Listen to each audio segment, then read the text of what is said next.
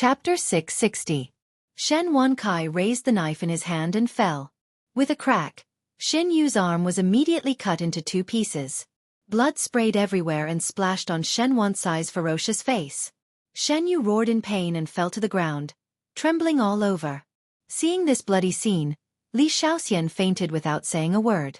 Shan Hui was so scared that she hid in her mother's arms. The third concubine was also so scared that she trembled all over. She held Shen Hui and turned her back, not daring to look again. The second concubine closed her eyes and quickly recited the Buddhist scriptures with a frightened expression. She didn't dare to take another look. After Shen Wankai raised the knife in his hand, he pointed at Shen Yu with the bloody knife and said in a hoarse voice, "From now on, you are no longer a member of the Shen family. Go." Shen Yu covered his broken arm. He kept rolling on the ground in pain, screaming. His face was smeared with tears and snot mixed with his own blood. But after rolling for a while, he suddenly stood up shakily. He stared at Li Shaoxian and his father with red eyes and roared, "I hate you, I hate you." After saying that, he stumbled and rushed out. Steward Zhang, who had been scared stiff, subconsciously wanted to stop him, but Shen Wankai immediately shouted, "Old Zhang, let him go. Whether he lives or dies in the future, leave it to God to decide. I'll pretend that I never had a son like him." Steward Zhang's face was also full of tears. "Master, he is your son." Shen Wankai was unmoved. He turned his face, threw down the kitchen knife, and knelt down in front of Zi Yuan with a thud. He presented Shen Yu's broken arm to her with both hands and said in a trembling voice, "Can this dispel young Master Li's anger?" Zi Yuan's face was expressionless. After a long while, she nodded slowly. Shen Wankai suddenly felt as if all the strength in his body had been sucked away in an instant. His body softened and his hands propped up on the ground. His face showed a rare look of sadness and love. He looked at Shan Yu's leaving figure and said in a trembling voice, "Don't blame me. Dad did it for your own good. My father used to be very strict with me. He often beat and scolded me, which made me very painful. So I swore a long time ago that if I had a son, I would treat him well and not beat or scold him. But now I regret it. If I had been stricter with you when you were young, you wouldn't be like this today. It's all my fault, all my fault." As Shen Wankai spoke, he beat his chest with both hands and burst into tears. For a moment, the rest of the Shen family also burst into tears. Zi Yuan sighed softly. Just as she was about to speak, she saw a flash of blue light at the door. Zhou Qin had returned. Zhou Qin saw that the hall of the Shen family's villa was covered in blood and everyone was crying. She couldn't help but frown and say, "What's wrong?" Zi Yuan told her what had happened just now in a low voice. Zhou Qin snorted coldly and said in a low voice, "He got lucky. But why not get rid of all the evils?" Zi Yuan shook her head and said, "Heaven has the virtue of cherishing life. Although it was the duty of a cultivator to enforce justice on behalf of the heavens, one should never truly regard oneself as the heavens. Although Shen Yu was wrong, he didn't deserve to die. Losing an arm and being expelled from the family is already the greatest punishment for him. As for whether he will choose to be a good person or continue to be a bad person in the future, it will depend on his luck." Zhou Qin sighed softly and said, "What you said makes sense. It's just that I just thought of Deng Yu and Deng Zhao, who were forced to death by young Master He. I can't help but feel angry." After that, Zhou Qin looked at Zi Yuan strangely and said in a low voice, "By the way, I heard what you said in the hotel. Did you deliberately tell Shen Wankai about young Master He?" Zi Yuan nodded slightly. "Yes, if I hadn't said it, Shen Wankai wouldn't have realized the seriousness of the matter. He might have been lucky and even turned against us. Shen Wankai has the disposition of an ambitious and ruthless person. You can see it from his decision just now. If this person can't be subdued as a friend, then we absolutely can't let him be our enemy." Zhou Qin frowned and said, "Aren't you afraid that you will force him into a dead end and fight with us like a trapped beast?" Zi Yuan shook her head and said, "No, Shen Wankai is a smart man. He still wants to live a long life. The moment I threw out my trump card, I told him in a subtext, either he will be our enemy and be destroyed, or he will immediately submit to us and stand on the same boat as us. As it turned out, Shen Wankai understood my intention very quickly. That was why he had to cut off his arm to save his life. Look at this broken arm. It's clearly a sign of loyalty. Although Xueqi had experienced several fierce battles, she still felt a little dazzling when she suddenly saw Shen Yu's broken arm. She frowned and said, "Then what should we do next? Won't the rest of the Shen family regard us as enemies?" Zi Yuan said, "As long as Shen Wankai is here, they won't be able to overturn the sky. It's just that the price Shen Wankai has paid this time is too great." Xueqi chuckled and said, "A strong man cuts his wrist and a lizard cuts its tail. Shen Wankai is indeed a powerful person. Amazing, amazing. He's a character." Zi Yuan didn't seem to want to talk about this anymore. She turned her face away, and just as her eyes fell on Xueqi, she heard her groan, as if she was gradually waking up. Zi Yuan and Xueqi were overjoyed. They quickly squatted down and asked anxiously, "Xueqi, are you awake?" Xueqi groaned in a daze, "Thirsty, so thirsty." Zi Yuan immediately raised her head and said, "Water, get some water." But at this time, the people of the Shen family were crying with Shen Wankai. Only housekeeper Zhang was still holding on. He wiped his tears, quickly ran to the kitchen, poured a glass of water, and then brought it over. "The water is here." Zi Yuan took it and brought it to Xueqi's mouth, but Xueqi reluctantly turned her face away and whispered, "The water of the Shen family is poisonous. You can't drink it." These words made the faces of the Shen family burn with shame. Zi Yuan brought the tea to her mouth and took a sip under Xueqi's gaze. Then she brought it to her mouth and said softly, "Drink it. The water is not poisonous. I've tried it." Only then did Xueqi feel relieved. She opened her red lips and greedily drank all the water in the cup. After Xueqi drank this large glass of water, she kept complaining of thirst. Housekeeper Zhang poured her 8 glasses of water in a row. After Xueqi finished drinking, she felt a little better and stopped asking for water. Xueqi, who was standing to one side, was very puzzled. She asked Xueqi in a low voice, "Xueqi, what kind of poison did you get? Why did you drink so much water?" Xueqi moaned in pain, "It's so hot, my whole body is so hot." Zi Yuan squatted down, pressed her fingers on Xueqi's pulse, and said in a deep voice, "It's a strong aphrodisiac."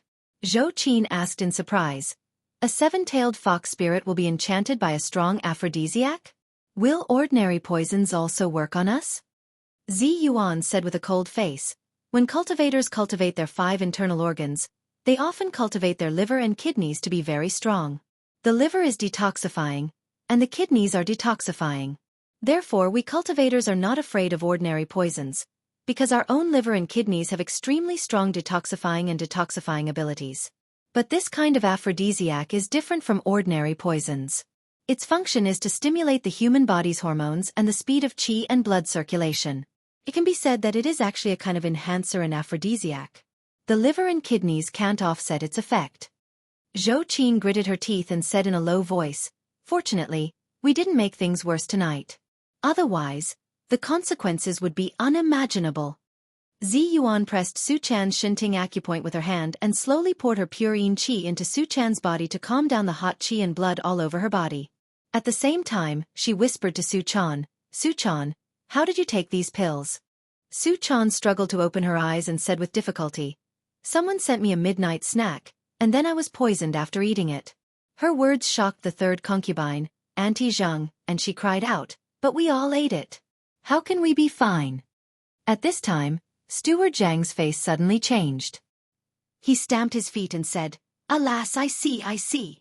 Auntie Zhang turned to look at Steward Zhang and asked in surprise, "Old Zhang, what do you mean?" Steward Zhang wiped his tears and said, "Young master once told me to give Miss Xueqi a midnight snack with Longjing tea. He also told me not to tell her that it was from young master's. I didn't think of it at that time. Alas, it's all my fault. If I had noticed it earlier, such a thing wouldn't have happened." At this time, Shen Wankai was already a little tired from crying. With the help of Shen Hui, he slowly stood up and said in a hoarse voice, "Don't say it, it's all fate." He turned his face and said to Xueqi, "Miss Xueqi, I have already driven my unfilial son out of the house. If there is anything else you are not satisfied with, please tell me. I will definitely do it." At this time, Xueqi only felt that her head was burning into paste. She groaned in pain and said, "I want to go home, I want to go home. Yundong, where are you? I'm so sad. Zi Yuan quickly picked her up and coaxed her as if she were coaxing a child. Su-chan, be good. I'll take you back now. After Zi Yuan stood up, she bowed slightly to Shen Wankai to show respect and politeness. She said softly, Mr. Shen, neither of us wanted to see what happened today, but what's done can't be undone. I hope that Mr. Shen can focus on his health and not think about other unnecessary things. As for Li Yundong, I will tell him what happened and the result. I believe that Li Yundong is also a reasonable person and will not pursue the matter any further. Shen Wankai seemed to have aged 10 years in an instant. He looked old and said in a choked voice, Zi Yuan immortal, I won't say anything unnecessary. You can do as you please. I hope that the two families will be friends in the future, not enemies. Zhou Qin sighed softly and said, Mr. Shen, my father is right. You are indeed a great person. See you later. Shen Wankai watched the two of them leave and stood there in a daze. After a long time, he laughed strangely and said, a great person? I cut off my own son's arm with my own hands. I'm really a great person. Shen Wankai laughed, but tears flowed down unconsciously. Third Aunt Taijin, who was standing to one side, also cried with him and said, Old master, what should we do in the future? How should we deal with the current situation? What about Shen Yu? What about Li Yundong? Shen Wankai waved his hand weakly and slowly sat down on the sofa. His old and thin body seemed to shrink into the sofa. He said in a hoarse voice, You all go to rest. No one is allowed to mention what happened today. As for you, none of you are allowed to look for him. Leave his fate to God. After saying that, he buried his head deep into his palms and let out a deep sigh. After the storm of the Shen family, Zi Yuan and Zhou Qin returned home with Su-chan. Zhou Qin saw Zi Yuan sitting by the bed and staring at Su-chan, who was sleeping soundly. There was a strange light in her eyes. She couldn't help but ask curiously, What's wrong? Why do you look at Su-chan a little strange? Zi Yuan turned around and said with a serious face, When you broke the window of the hotel room with me, did you notice something? Zhou Qin asked in confusion. What is it? Zi Yuan's eyes flickered and fell on Su-chan. Why is one of Su-chan's 7 tails golden? Zhou Qin was stunned. Golden tail? What's wrong with that? Zi Yuan said with a serious face, Since ancient times, only the tail of the 9-tailed celestial fox is golden, and since ancient times, only the mystical silver fox has cultivated to the realm of 9 tails. So, it can be said that only the tail and fur of the mystical silver fox are golden, and the other foxes are not golden. Zhou Qin was shocked and looked at Su-chan with her mouth agape. You mean? Su-chan? Zi Yuan shook her head. I'm not sure yet. Zhou Qin didn't say anything. She looked at Su-chan with shock and complexity in her eyes, and her expression changed. She didn't dare to imagine. If the innocent girl in front of her was the mystical silver fox, how would she face it? Seeing Zhou Qin's nervous expression, as if she was facing a formidable enemy, Zi Yuan couldn't help laughing. Don't worry. Things haven't been settled yet. Maybe Su-chan's physique is special. Besides, hasn't the mystical silver fox been released in Japan now? No matter what, she will take back the remnant soul of Xueqi first, and Su-chan doesn't look like the remnant soul of the mystical silver fox. As Zi Yuan spoke, she slowly fell silent with Zhou Qin. The two powerful female cultivators looked at each other and saw deep worry in each other's eyes. If Su-chan was really the incarnation of the remnant soul of the mystical silver fox, what should they do? Or, even if she wasn't, and she really became a 9-tailed celestial fox, what should they do? Since ancient times, the appearance of the 9-tailed celestial fox had always been a sign of great chaos. Where there was a 9-tailed celestial fox, there would be war, turmoil, disaster and suffering. If all this really came, what should they do? What should Li Jiandong do? Chapter 661.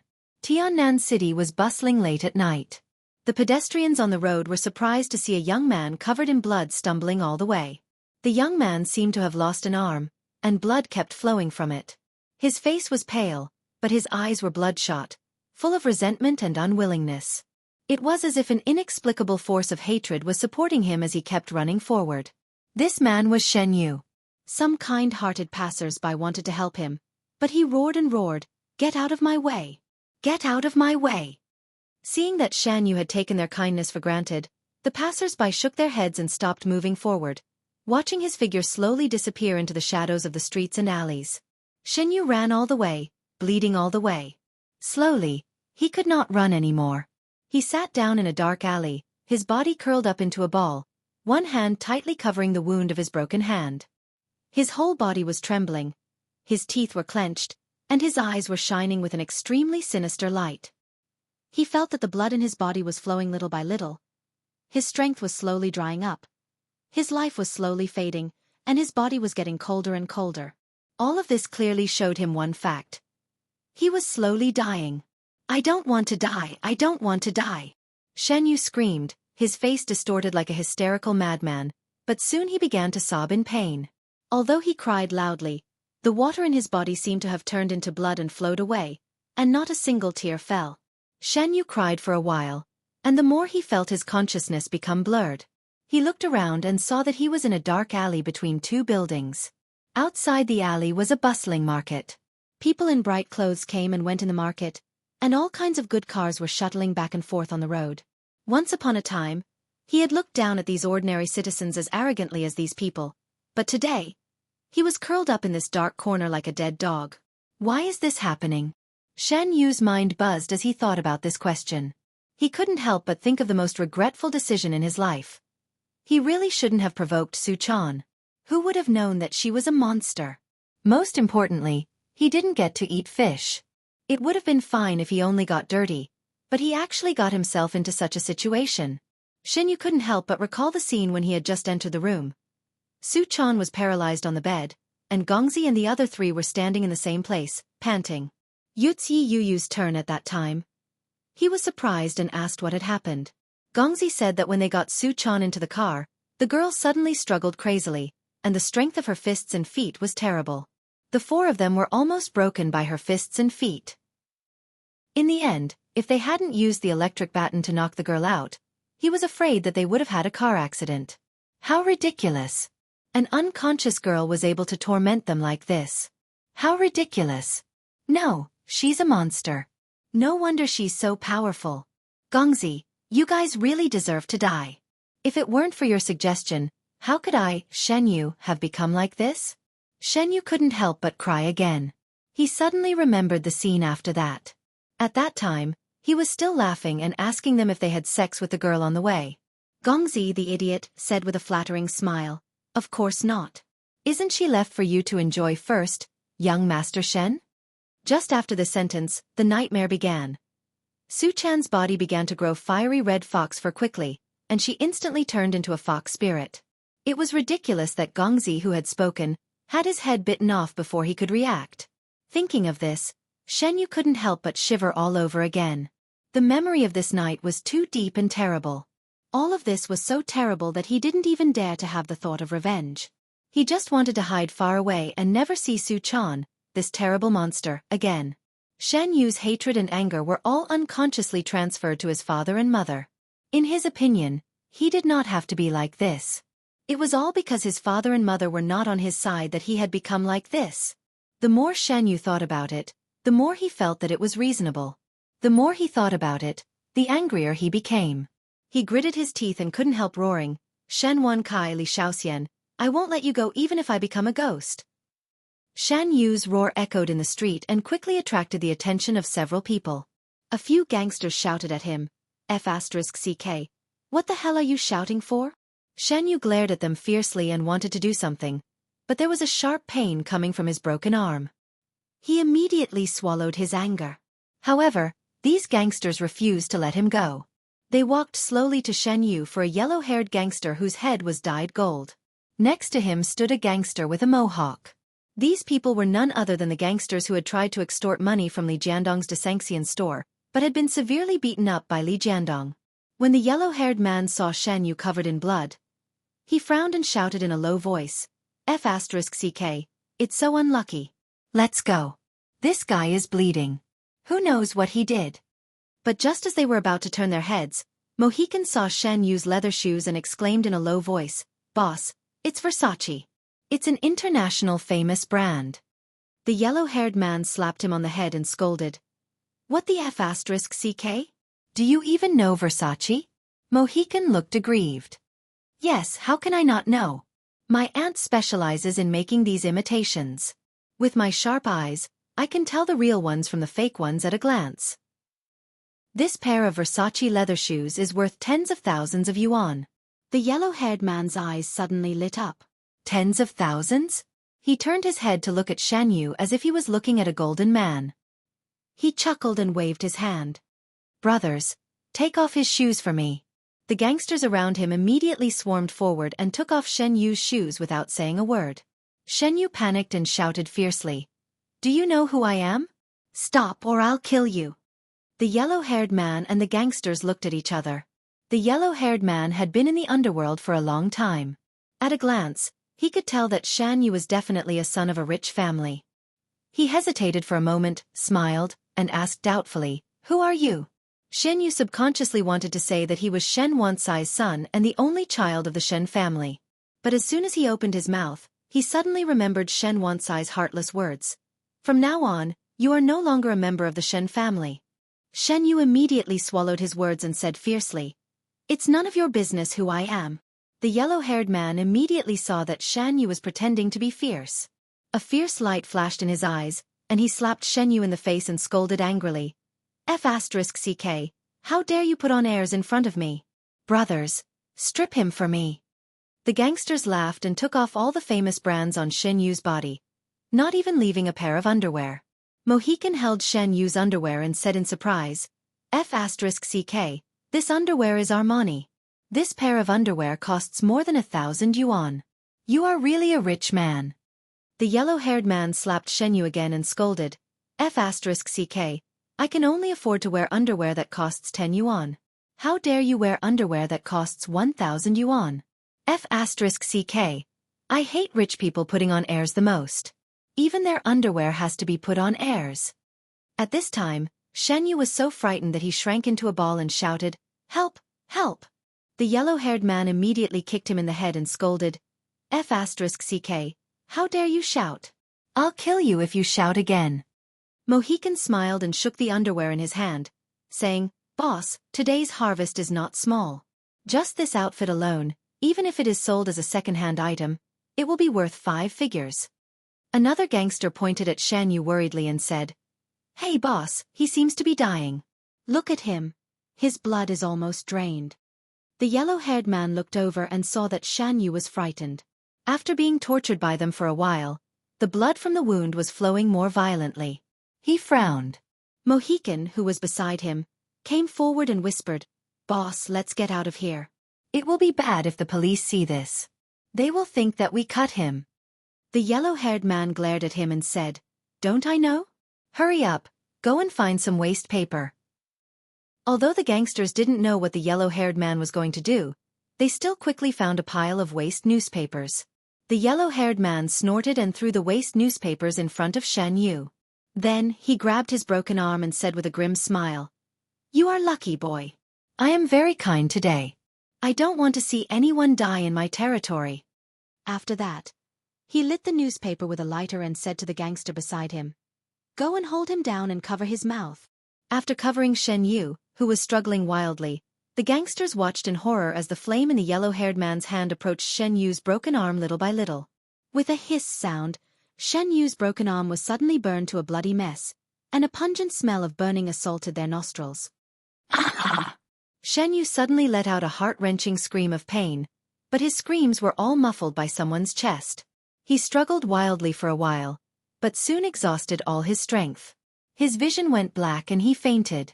After the yellow-haired man burned Shen Yu's broken arm and stopped bleeding, he laughed, threw the newspaper aside, and winked at the gangsters. Let's go. The gangsters were so scared by the scene that they almost vomited. They immediately stood up and ran away like wolves and rats. Only Mohican could hold on. He took tonight's spoils and was about to get into the shadows when he suddenly turned around and said to the yellow-haired man in a low voice, Hey boss, do you think we should sell this guy to the beggar gang? We can still make a little money from the beggar gang. The yellow-haired man looked at Mohican in surprise. Boy, you're good at business. Not bad. I'll send you to MBA for further study in the future. Mohican immediately smiled flatteringly and said, Boss, you taught me well. As the saying goes, make use of waste. The yellow-haired man nodded, took out his mobile phone, and made a phone call. Then, he took his men to hide in the dark and stare at Shen Yu. Before long, two middle-aged men dressed as beggars came to the street. One of them walked up to Shen Yu, felt his pulse, and then rolled his eyelids. The other walked up to the yellow-haired man, bargained with him, and paid him 200 yuan. Then the yellow-haired man and his men laughed and disappeared without a trace. After looking around, the two young beggars quickly put a sack over Shen Yu's head. Then they carried the sack one after the other and disappeared into the shadows of the bustling city. Don't think too much about it. I have always hated the plot of the Return of the Condor Heroes. How can I write it myself? Don't worry. Su-chan is my darling. How can I let her be defiled? You think too much, my book won't have such a disgusting plot. Chapter 662. Not long after Shen Yu was carried away, Su-chan slowly woke up from her coma. With the help of Zi Yuan, the little girl finally got rid of the heat poison in her body. When Xueqi and Zi Yuan came back, they took Su-chan directly to Zi Yuan's residence, which was opposite the residence of Li Yunyang and the others. At this time, the little foxes had also fallen asleep, and the elders of the Fox Zen school had also entered meditation to rest. Therefore, no one else knew that something big had happened. When Su-chan woke up, Xueqi, who had been waiting by her side, was overjoyed. Su-chan, you're awake? Do you feel better? Su-chan rubbed her temples and sat up with a blank face. She looked at Xueqi blankly and then at Zi Yuan, who was next to her. She asked curiously, Sister Zi Yuan, Sister Xueqi, why are you here? Zi Yuan and Xueqi looked at each other. Zi Yuan said softly, Su-chan, don't you remember? Su-chan asked blankly, remember what? Xueqi said cautiously, Shen Yu, that beast, wanted to do something to you. Don't you remember? Su-chan blinked her eyes and tried hard to think about it. Then she shook her head blankly and said, I don't remember. I just remember that I seemed to have eaten a midnight snack, and then I was poisoned. Then I felt like someone was carrying me away. Then I struggled, and I don't remember anything else. Xueqi looked at Zi Yuan worriedly and whispered, could it be? Zi Yuan shook her head. No, Su-chan is still a virgin. I can see that. Xueqi breathed a sigh of relief and patted her chest. That's good. Otherwise, I really don't know how to explain it to Master. She said angrily, no, I thought about it. I can't let Shen Yu, that bastard, get away with it so easily. I'll go and make trouble for him again. After that, Xueqi's figure flashed and she rushed out. Zi Yuan couldn't stop her even if she wanted to, so she could only shake her head. She turned around and asked Su-chan tentatively, Su-chan, do you know that you showed your real body in the downtown area? Su-chan was so scared that her body trembled. She was shocked and cried out involuntarily, ah? No way. Then. The little girl naturally knew how big of a disaster it was to show her true self in the downtown, and how much trouble it would cause for Li Yundong. She was so scared that she couldn't speak for a while. She grabbed Zi Yuan's arm tremblingly and looked at her eagerly, her eyes filled with fear. Fortunately, Zi Yuan smiled and said, don't worry, we all arrived in time. Nothing happened. Only then did Su-chan breathe a sigh of relief. She patted her chest and said with a look of fear and relief, thank God. Fortunately, I didn't cause trouble for Yundong. Zi Yuan said, are you going to find him? You were talking about him of you when you were in a coma. Su-chan hurriedly shook her head and said, no, don't cause trouble for him. It's so embarrassing to have such a thing happen. Zi Yuan chuckled, only to see Xueqi suddenly appear in the room again. Zi Yuan asked curiously, why are you back again? Xueqi snorted angrily and said, this guy is lucky. He can't even be found. Zi Yuan asked in confusion, how could he have disappeared? Shen Yu shouldn't have been able to run far after losing his arm. Xueqi said, that's why I thought it was strange. I followed the bloodstains all the way from the Shen family, but I lost track of him when I reached a corner of an alley. Zi Yuan thought for a while and said, forget it. Don't think about him. Maybe he is not fated to die. Xueqi gritted her teeth and said, if you don't get rid of the roots, it will grow again in the spring wind. Since the Shen family doesn't care about him anymore, I won't let him go if I meet him one day. Xueqi had been born in the officialdom since she was a child, so she naturally knew the truth of getting rid of evil. When she was in the Shen family, she was too embarrassed to say this, but now she couldn't help it. Xueqi looked at Xueqi timidly and said in a low voice, "Sister Xueqi, don't be angry." "I'm not angry anymore." Xueqi glanced at Xueqi and shook her head. "Xueqi, you are really a good person. Do you expect Shen Yu to turn over a new leaf?" "Humph, I don't believe it." "Don't worry about it. If I meet him one day, I will definitely take care of him." Xueqi saw that Xueqi's words were resolute and murderous. She was very moved and responded softly, "Oh." The little girl didn't want the two of them to always talk about this matter, so she rolled her eyes and quickly said, "By the way, if we don't protect Shen Kai in the Shen family, what if the Japanese come to rob the Medicine King tripod at this time? What if other sects come to rob it?" Xueqi couldn't help laughing. "You little girl, you can't even protect yourself, but you still think about others. Don't worry, the other sects shouldn't come to rob it. Now that the matter of the Medicine King tripod has become so big, if they come to rob it again, it will be useless. As for the Japanese..." Xueqi's face darkened and she said to Ziyuan, "Yes, why haven't the Japanese come yet? Shouldn't they come to our country to find Master and the mystical silver fox immediately?" Ziyuan pondered for a moment and said, "I don't know. Maybe there is something wrong with the Japanese cultivation world. However, what I know is that the longer they delay, the better it will be for us." Xueqi couldn't help but look in the direction of Japan. For a moment, she was a little worried. She whispered, "If they really come, will it cause a war in the cultivation world?" While Ziyuan, Xueqi, and Xueqi were whispering to each other in the small room, speculating about the current situation of the Japanese cultivation world, in the Yanli Temple of Mount Hai, Japan, an unprecedented gathering of the Japanese cultivation world was being held in a fierce and tense atmosphere. Yanli Temple, also known as Mount Hai Temple, was a large Taoist field standing on Mount Hai, the mother mountain of Japanese Buddhism. It was originally just a small grass hut. In 786 AD, that is, in the 4th year of the Japanese calendar, Master Xueqi of the Tiantai sect set up a nunnery to preach in Mount Hai. In the 7th year of the calendar, he established the fundamental hall and placed the medicine Buddha statue that he had created with the supreme power of Buddhism. He also officially named the small grass hut Mount Hai Temple. After that, after more than 1,200 years of development, although Mount Hai had been devastated by war 3 times and the mountain temple had been looted 3 times, the largest Buddhist Taoist field in Japan still survived tenaciously, and the Tiantai sect still stood to this day.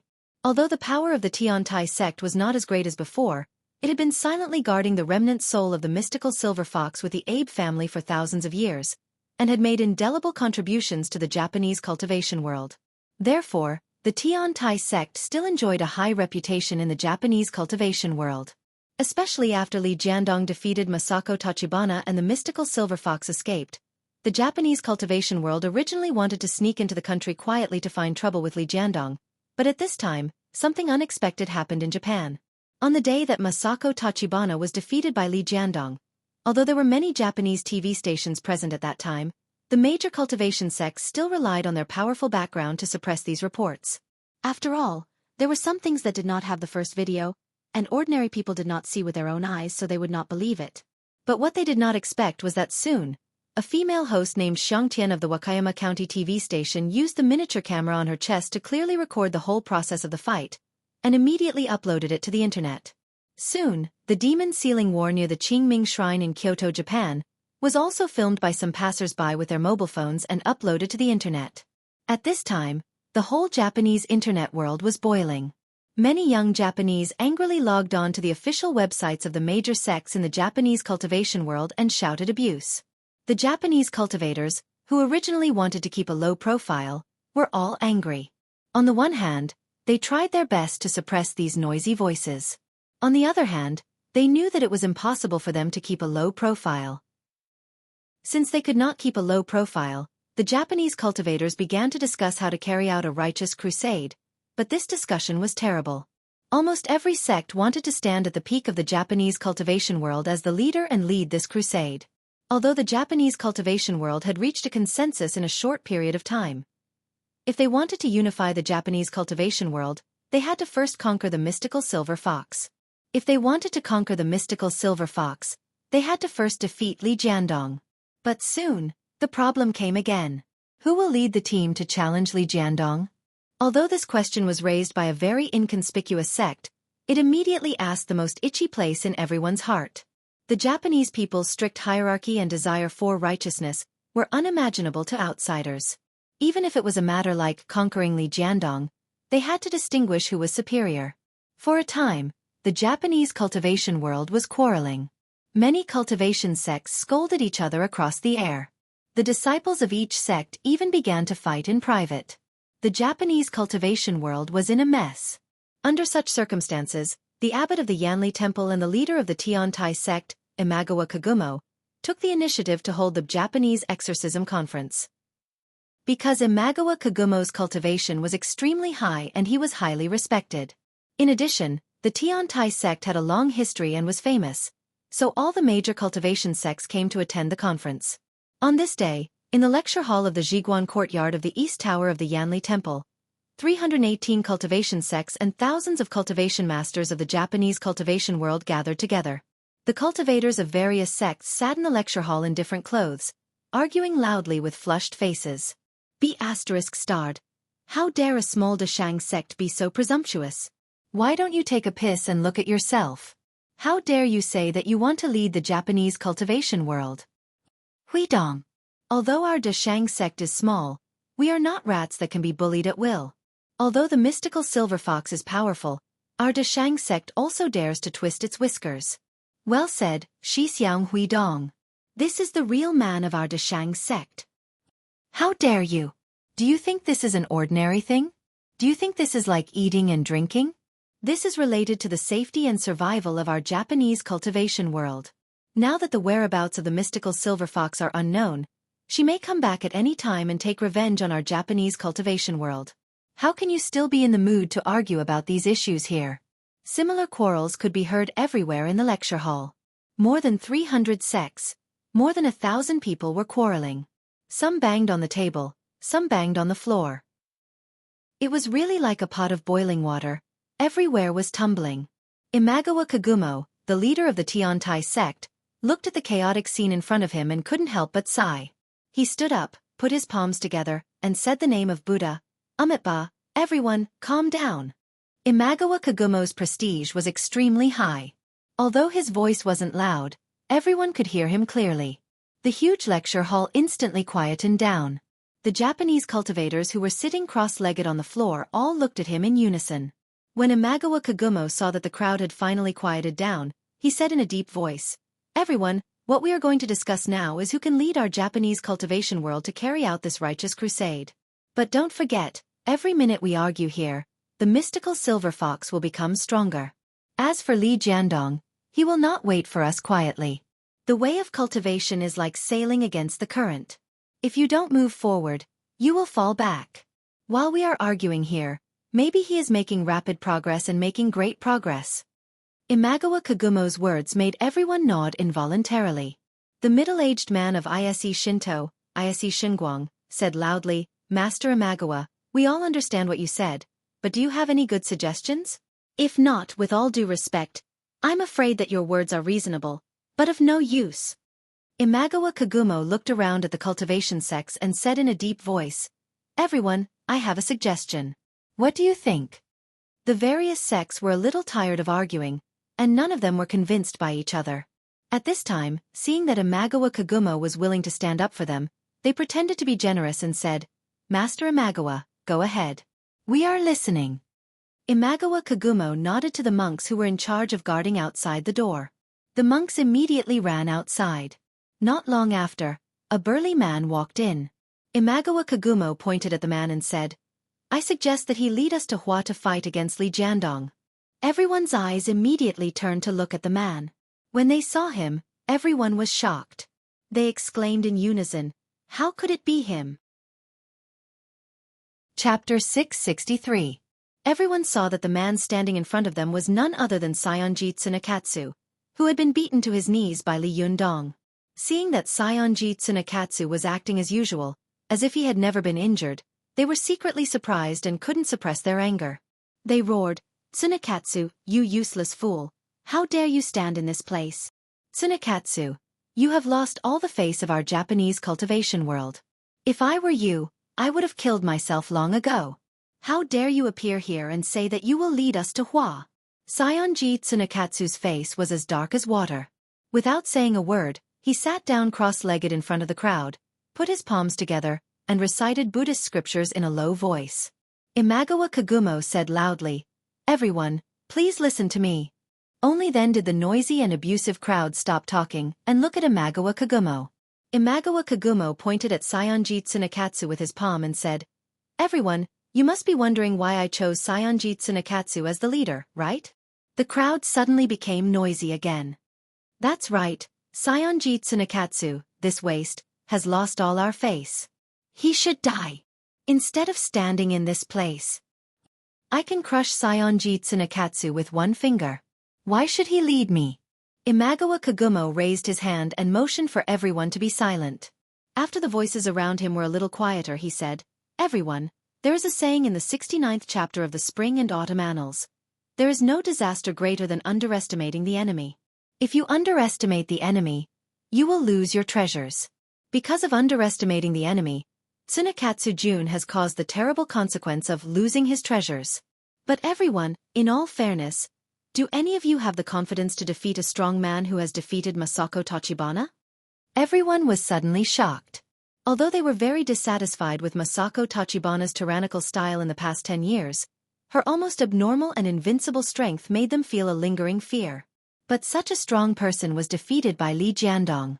Although Li Yundong had finally turned Masako Tachibana's power into his own to defeat her, after he returned to Hua, he would definitely not be able to use the power of Mount Koya again. But who knew if this guy had any backup? For a time, everyone whispered to each other, and the voices of debate became much softer. Imagawa Kagumo said, "Everyone, when resistance is added together, the mourners will win. This is the principle of an army with grief winning. Who among you has really fought with Li Yundong? Who among you has the experience of going to the cultivation world of China and fighting with many cultivators?" Everyone immediately looked at each other. Although the Japanese cultivation world was separated by a strip of water, they were of the same origin and had always minded their own business. Moreover, there had been no war between the two countries in the past few decades. The cultivation world had also entered a period of peace. From time to time, many Japanese cultivators would go on a pilgrimage to the major cultivation sects in China to find their own cultivation sections. However, in such a peaceful environment, there were no fights between Japanese cultivators and Chinese cultivators. Everyone was speechless and did not know how to refute Imagawa Kagumo's words. Ise Shinguang of Ise Shinto whispered to Goddess Chuyun, "The Tiantai sect and the Shingon sect have formed an alliance." Chuyun's expression was indifferent, and her pair of extremely beautiful eyes were fixed on Imagawa Kagumo. The corners of her mouth were almost imperceptibly raised, revealing a trace of sarcasm. The Shingon sect suffered heavy losses in the last battle, and their status has plummeted. Many protectors of the Tiantai sect have been seriously injured in the Demon Sealing War. If the two don't join forces, they will definitely be squeezed to the bottom in this reshuffle of the cultivation world. Mount Koya and Mount Hai are the two sacred mountains of Japan. If the two join forces, their momentum will be extraordinary. I'm afraid that the power of the Pure Land sect will be ranked behind them. Ise Shinguang sighed and said, "Yes, but I don't know who initiated this matter. Is it Imagawa Kagumo? Or Kaisai Hikarioshi?" The two of them whispered to each other for a while, then they heard Imagawa Kagumo say, "Everyone, I know what you are not convinced about, but Chongsheng has been personally presided over by the great Mandala 5 tribes of the Vajra realm. It can be said that he has been reborn. Moreover, there is really no one who knows the situation of the Chinese cultivation world better than Chongsheng." Before Imagawa Kagumo could finish his words, the surrounding Japanese people became excited and said angrily, "No matter how powerful he is, so what? Isn't he still humiliated and defeated? Even if he knows the situation of the Chinese cultivation world, so what? It's not like none of us have been there." While everyone was cursing, Saionji Tsunekatsu, who had been silent all this time, suddenly put his hands on his knees and shouted angrily, "Everyone! Please listen to me!" Saionji Tsunekatsu's roar shook the temple bell on High Mountain, and everyone's voices were suddenly suppressed by him. They all looked at Saionji Tsunekatsu strangely, as if they couldn't understand how such a humiliated guy could still speak so confidently. The lecture hall was silent for a moment. Saionji Tsunekatsu looked determined and said loudly in a sonorous voice, "Everyone. Yes, I, Saionji Tsunekatsu, am a sinner, a cultivator who suffers from shame and torture, but I swear to avenge these disgraces. Only by defeating my previous calamity and defeating the devil who once defeated me can I advance bravely on the road of cultivation in the future. I know that although I have stood up again, I still need to face Li Jiandong and have a fair and square battle if I want to really stand up in spirit. I know that almost everyone here is stronger than me, but it is because of this that I stand up. The reason why I stand up is not because I desire the position of commander, but because I can't wait to wash away my shame. In my opinion, this is not the position of a commander, but the position of a vanguard official. I am asking you to let me be the vanguard official with the determination to die, to explore the road ahead for you." After that, Saionji Tsunekatsu kowtowed heavily toward the field, and his forehead hit the floor with a dull sound. "Please." Saionji Tsunekatsu's words made everyone speechless for a while. They looked at each other one by one. Many people understood that Saionji Tsunekatsu had replaced the position of commander with the vanguard official by stealing the concept. Although the name was different, the actual meaning was still very similar. Moreover, the other party was playing the emotional card. It was Yi Yuyu's turn. There was a long silence on the field. Ayase Shinguang suddenly asked, "Tsunekatsu, do you have any plans to be the vanguard official?" Saionji Tsunekatsu straightened up and turned around in a kneeling position. He said loudly, "Of course." Ayase Shinguang said, "Tell me." Saionji Tsunekatsu said, "Please forgive me for being presumptuous. If you don't agree with me being the vanguard official, I can't say it." Everyone was furious. Just as they were about to scold him, they heard Ayase Shinguang laugh and say, "When will we go out? Can you always say it?" Saionji Tsunekatsu hesitated for a moment, then said decisively, 15 days later." Everyone was shocked and angry. They couldn't help but curse, "Bastard. 15 days? I don't know how strong the mystical silver fox will be in 15 days. Idiot, in 15 days. The soul of the mystical silver fox has already been collected by her." Ayase Shinguang narrowed his eyes slightly and asked, "Tsunekatsu, can you tell us why you chose 15 days later?" Saionji Tsunekatsu couldn't help but look at Kaisai Hikaryuni, the great monk of Zhenyan Tantrism, who was not far away. Kaisai Hikaryuni lowered his eyes and nodded slightly. Saionji Tsunekatsu said, "There are 4 reasons. First, in 15 days, it will be the inauguration ceremony of the head of the Lingong sect, the branch of the Taoist school, which is the most powerful Taoist force in the Chinese cultivation world. On this day, the cultivators of the Chinese cultivation world will gather together. As far as I know, there will be a conflict between the Zhengyi school and Li Yundong, and we can take advantage of it." When the crowd heard this, there was a commotion. "Bastard, do we need to take advantage of this in the Japanese cultivation world?" Saionji Tsunekatsu did not show weakness and said loudly, "A lion needs to use all its strength to fight a rabbit. What's more, no matter how strong our Japanese cultivation world is, we are still going to China to fight. Without a plan, how can we guarantee a stable victory? This is a battle that we absolutely can't afford to lose." Everyone was suddenly speechless. Some of the people who opposed snorted angrily and stopped talking. With a smile on his face, Ayase Shinguang nodded to him and said, "Tsunekatsu, go on." Saionji Tsunekatsu added, "Second, if we choose to go to the Chinese cultivation world on this day, we must choose the strongest and most elite cultivators of each sect. And each sect must be carefully selected and repeatedly considered. I think this will also take a lot of time." Ayase Shinguang nodded and said, "Go on." Saionji Tsunekatsu added, "Third, since our Japanese cultivation world is going to move out collectively, it will inevitably attract the attention of the Chinese government. Therefore, we might as well go to China in the name of a friendly visit. In this way we can not only deceive people, but also make it impossible for the Chinese cultivation world to avoid the war under the eyes of the world." When everyone heard this, they whispered to each other for a while. Many people began to be moved by the reason given by Saionji Tsunekatsu, and nodded in agreement. Saionji Tsunekatsu's heart shook when he saw this, and then he became more and more excited and said, "Fourth, our trip is not only to defeat Li Yundong, but also to deter the Chinese cultivation world and let them be used by us to encircle the mystical silver fox. However, There are many factions in the Chinese cultivation world, and their roots and leaves are dense. If we visit them one by one, I believe it will take more time. Today, the Chinese cultivation world is gathered together, and it is the best time for us to fight them all." As soon as he finished speaking, there was a sudden uproar. Some cultivators said angrily in unison, "The mystical silver fox is in front of us. How dare you easily provoke a war with the Chinese cultivation world?" Saionji Tsunekatsu seemed to have expected that someone would ask such a question. He said confidently in a loud voice, "The Chinese cultivators returned from the important place of our Japanese cultivation world with a great victory, and took advantage of this opportunity to release the mystical silver fox. This kind of behavior can be regarded as the beginning of the war.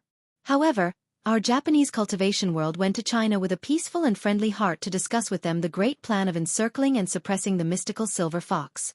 If they don't agree, we will take advantage of the situation to defeat them, and then force them to work for us. Even if there are some who refuse to accept it, we can kill them and turn their powerful magical weapons into our own, so that when we face the mystical silver fox in the future, we will have a better chance of winning." Japan was located in a remote area, with narrow land and few resources, so the national character had a strong sense of crisis and aggression. When Saionji Tsunekatsu said this, no one felt that there was something wrong. Instead, everyone nodded slightly in agreement. At this moment, many cultivators from cultivation sects said loudly, "Well, Chongqing Jun, what you said makes sense. We agree with you as the vanguard." If there was a beginning, there would naturally be a response. The True Word sect and the Tiantai sect were originally two extremely powerful forces in the Japanese cultivation world, and there were many small factions attached to them under their wings. Therefore, as soon as they responded, it seemed that there was a general trend in the field. At this time, the Kumo family of the Inyang sect also stood up and echoed, "I agree." This time, it was as if a domino had been pushed down, and more sects responded. Isi Shinguang and Chu Yun looked at each other and shook their heads secretly. Isi Shinguang put his hands in his sleeves and said to Saionji Tsunekatsu with a faint smile, "Chongqing Jun, I also agree. However, you must remember that you are just a vanguard." Saionji Tsunekatsu was expressionless. He bowed heavily to Isi Shinguang and said, "Chongqing will remember it." Isi Shinguang did not comment and nodded to Chu Yun. "Let's go." After the two of them walked slowly out of the lecture hall, a voice came from behind them. "Shinguang Jun. Please wait." Isi Shinguang and Chu Yun both stopped and looked back. They saw two men wearing black tall hats and Inyang robes standing behind them. They were Abe Yuri and the young patriarch of the Abe family. Isi Shinguang bowed respectfully to Abe Yuri and said, "Lord Abe, what's the matter?" Abe Yuri walked over to Isi Shinguang with a sullen face.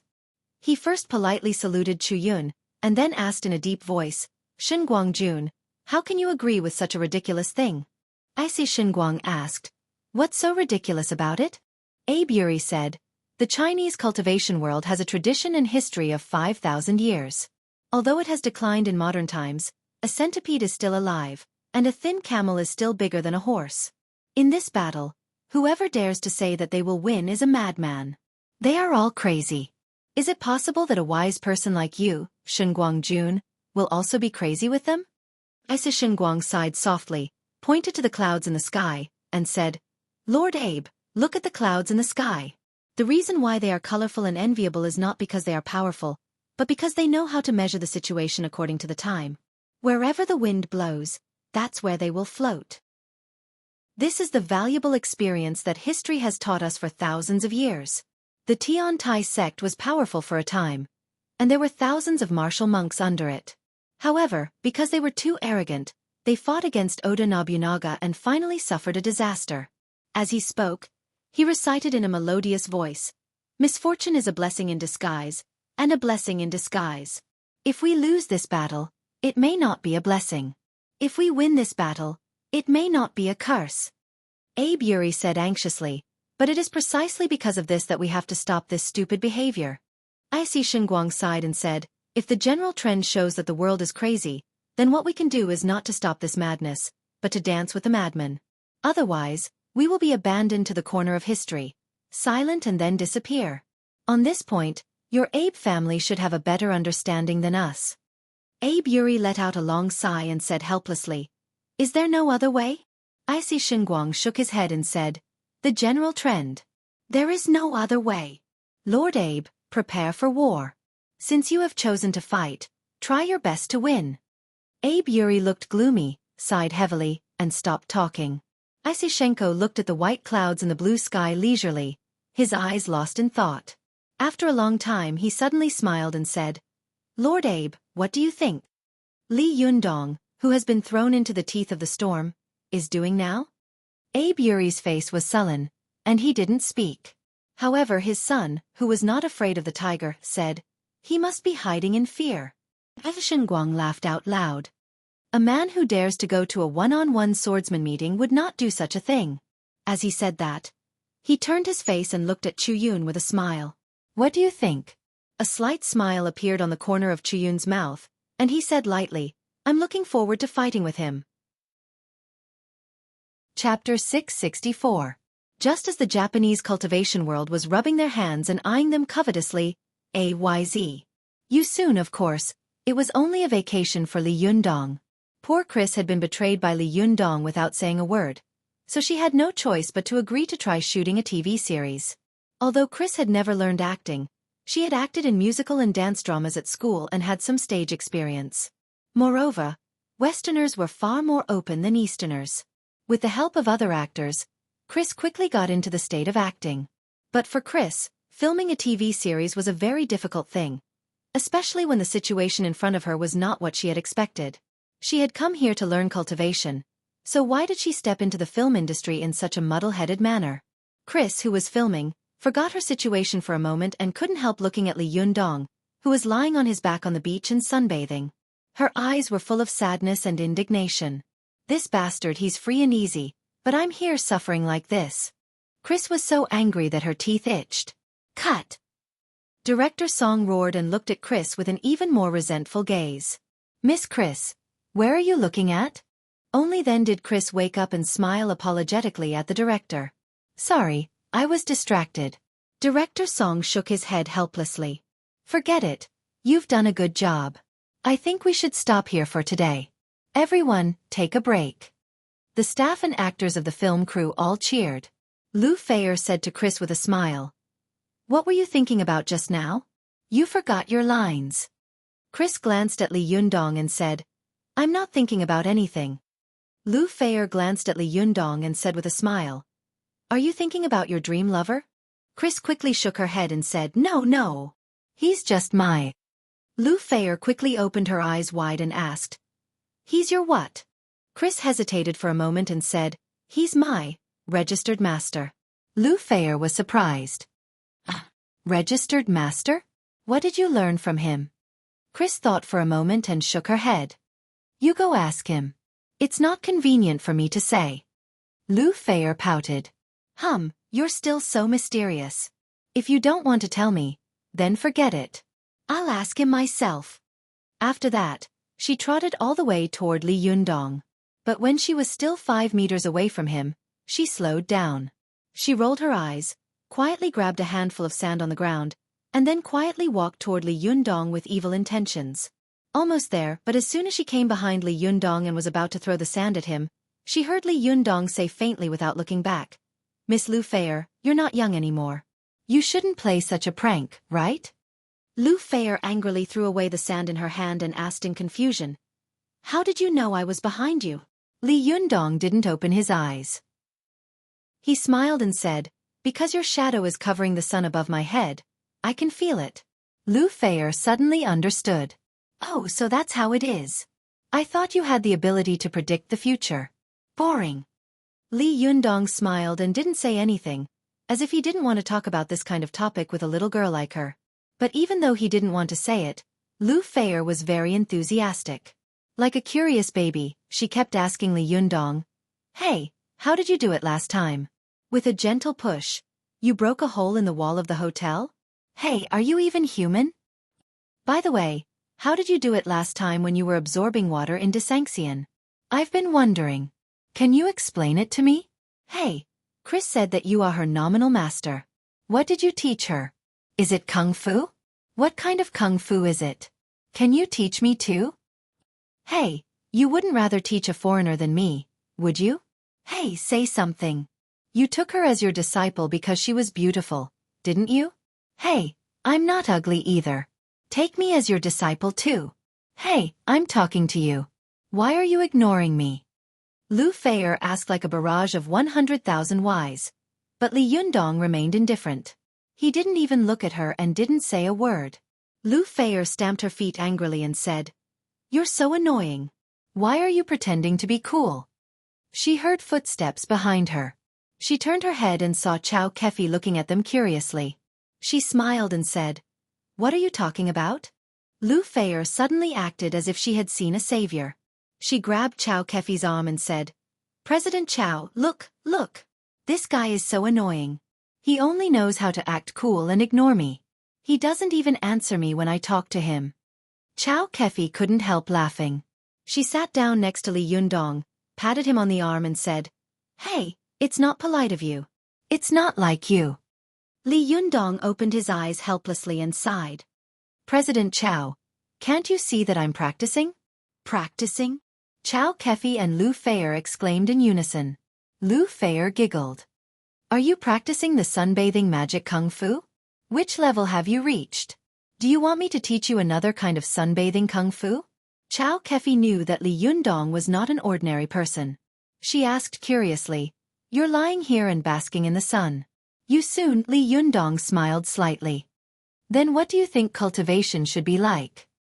Lu Feier rushed to say, "Just like in the movies, you should at least sit cross-legged, right?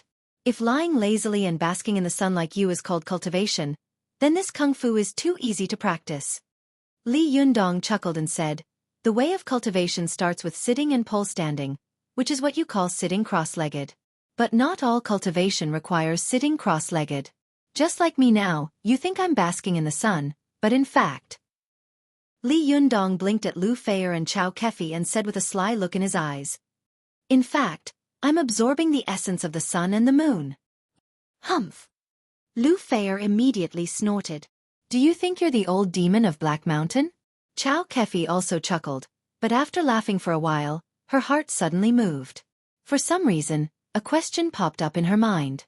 She asked, "Have you cultivated to the level where you can absorb the essence of the sun and the moon at any time?" When Li Yundong heard this, he was stunned.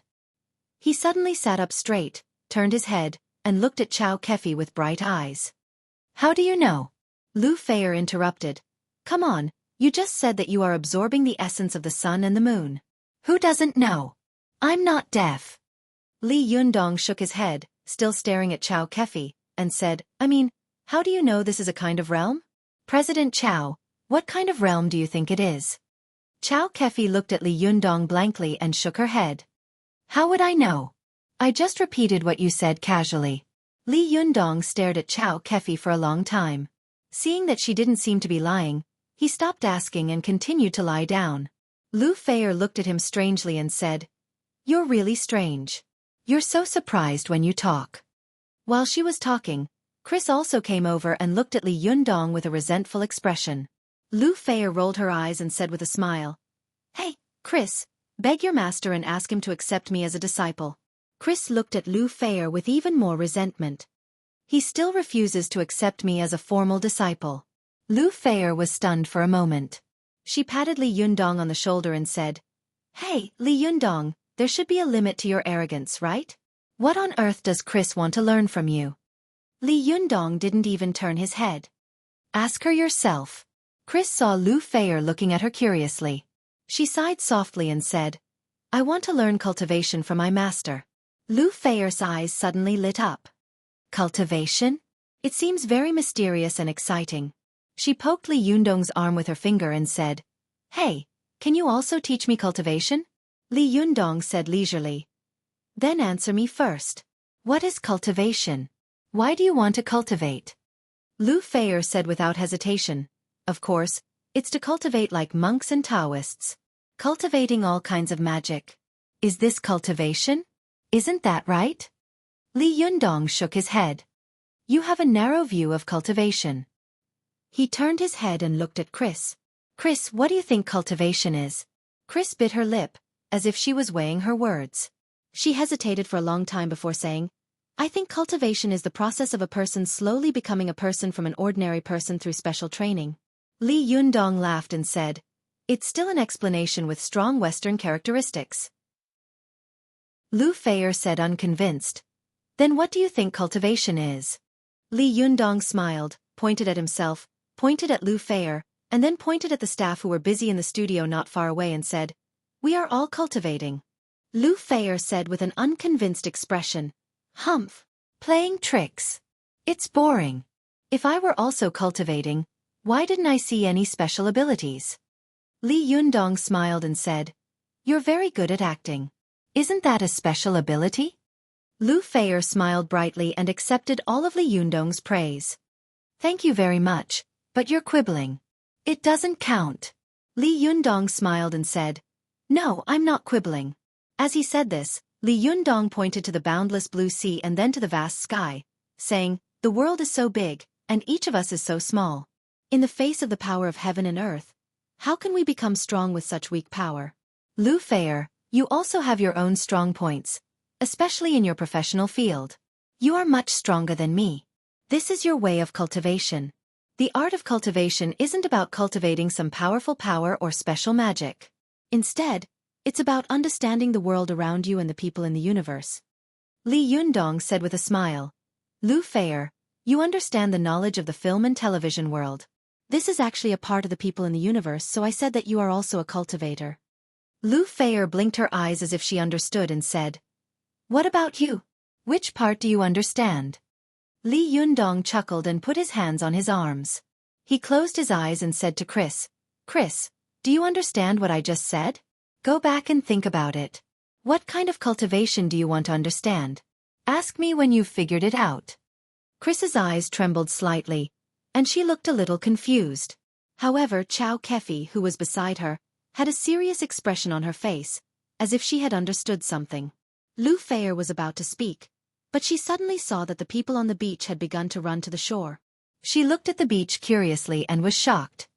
Oh, the tide is rising? What a big wave. Let's go, let's go. The wave is coming. Xueqi and Chris looked at each other and quickly got up to run to the shore. After Lu Feier ran 10 meters away, she looked back and saw that Li Yundong was still lying lazily on the beach. She couldn't help shouting, hey, the wave is coming. Do you want to be swept away? However, Li Yundong didn't seem to hear her and remained motionless. Lu Feier still wanted to shout, but she saw the wave rushing over in the blink of an eye and swallowing Li Yundong's figure in an instant. When the wave receded, he had already disappeared. Lu Feier was shocked. Oh no, he was swept away by the wave. Does he know how to swim? Hey, is anyone going to save him? She was about to turn her head and call for help when she suddenly saw Li Yundong standing beside her and looking at her with a smile. Lu Feier was shocked and said with her mouth agape, why are you here? Weren't you swept away by the wave? Li Yundong laughed and said, the universe of heaven and earth is a small universe of the human body. All the 5 elements in the world are for me to use. How could I be swept away by the wave? After that, he turned around and left. Only Lu Feier, who was stunned, and Chris and Xueqi, who had already gotten used to it, were left behind. After the group returned to the hotel, Lu Feier tossed and turned in bed at night, thinking about what she had seen during the day. For a while, she couldn't sleep. She tossed and turned for a while, and her heart couldn't help but feel very upset. She quietly got up, quietly opened Xueqi's room and took a look inside. She saw that Xueqi was looking at the bright full moon outside the French window with bright eyes, muttering something in a low voice. Although her voice was soft, Lu Feier still heard her clearly. Xueqi was talking about nothing else but what Li Yundong had said during the day. The universe of heaven and earth is a small universe of the human body. All the 5 elements in the world are for me to use. As soon as Xueqi finished chanting, a ball of flame suddenly jumped out of her hand. Then, she muttered an incantation, and the flame in her hand quickly turned into a surging water ball. Then, it turned into a rock, a piece of wood, and a metal weapon that kept changing shape. Xueqi didn't seem to notice the existence of Lu Feier. She seemed to be immersed in her own world. She whispered to herself and laughed. So that's how it is, that's how it is.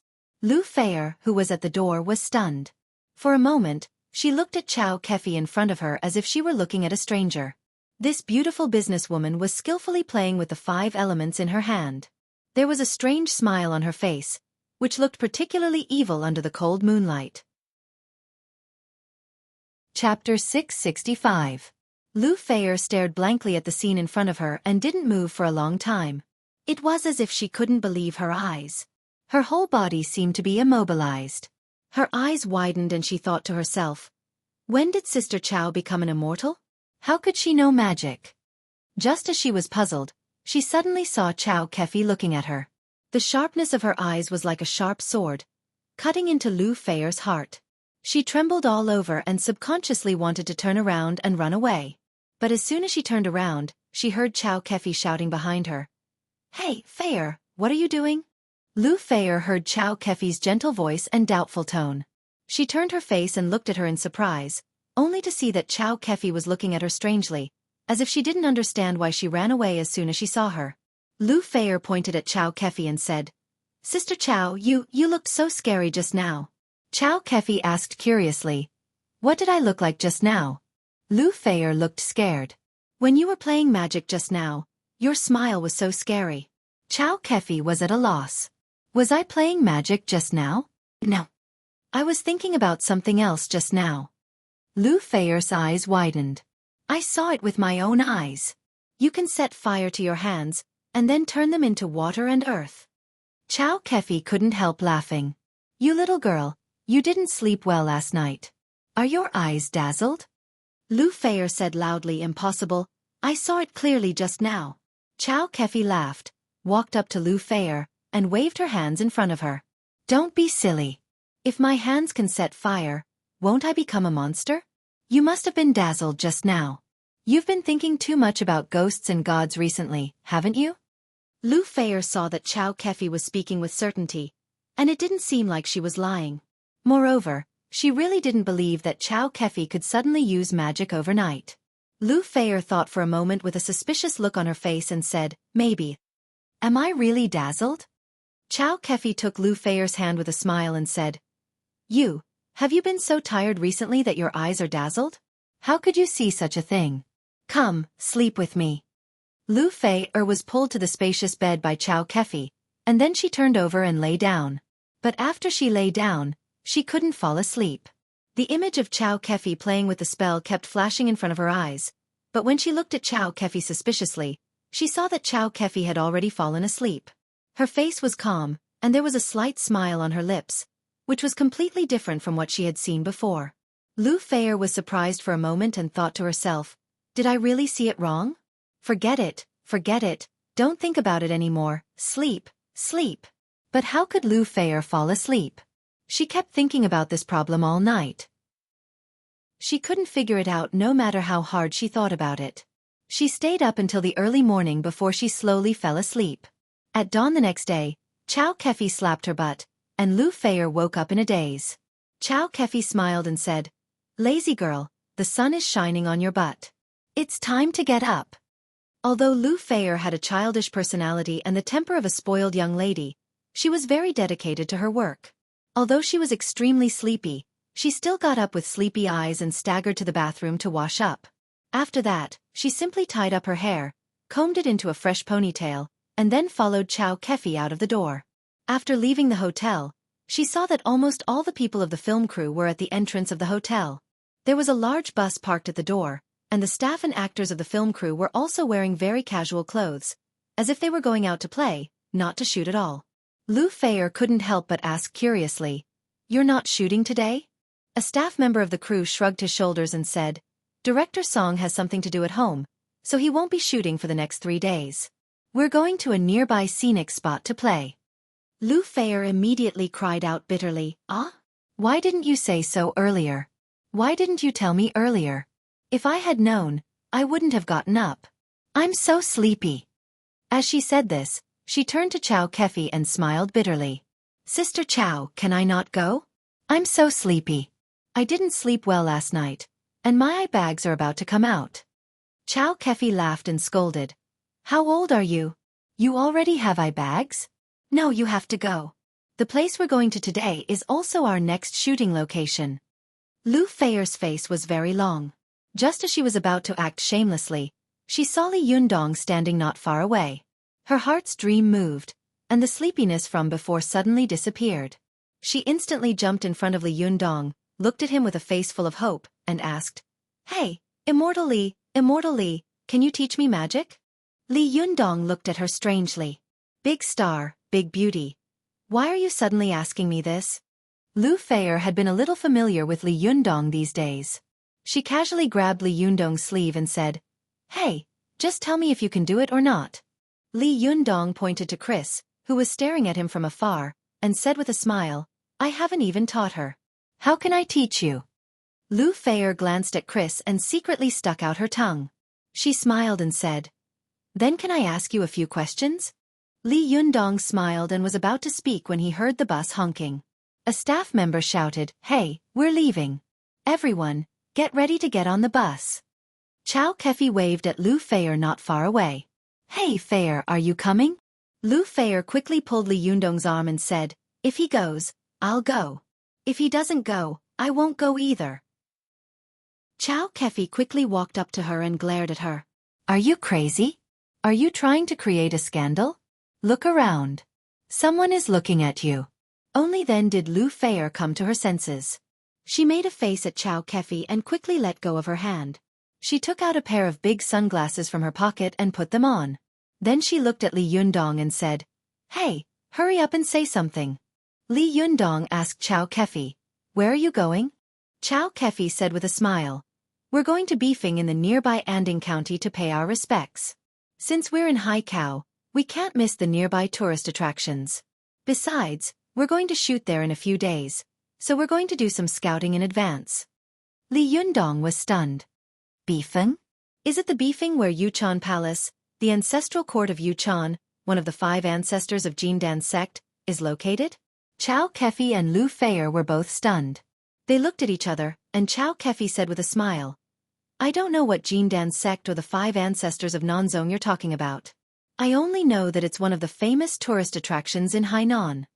Lu Feier said to Li Yundong excitedly, "Hey, you said you're not a god.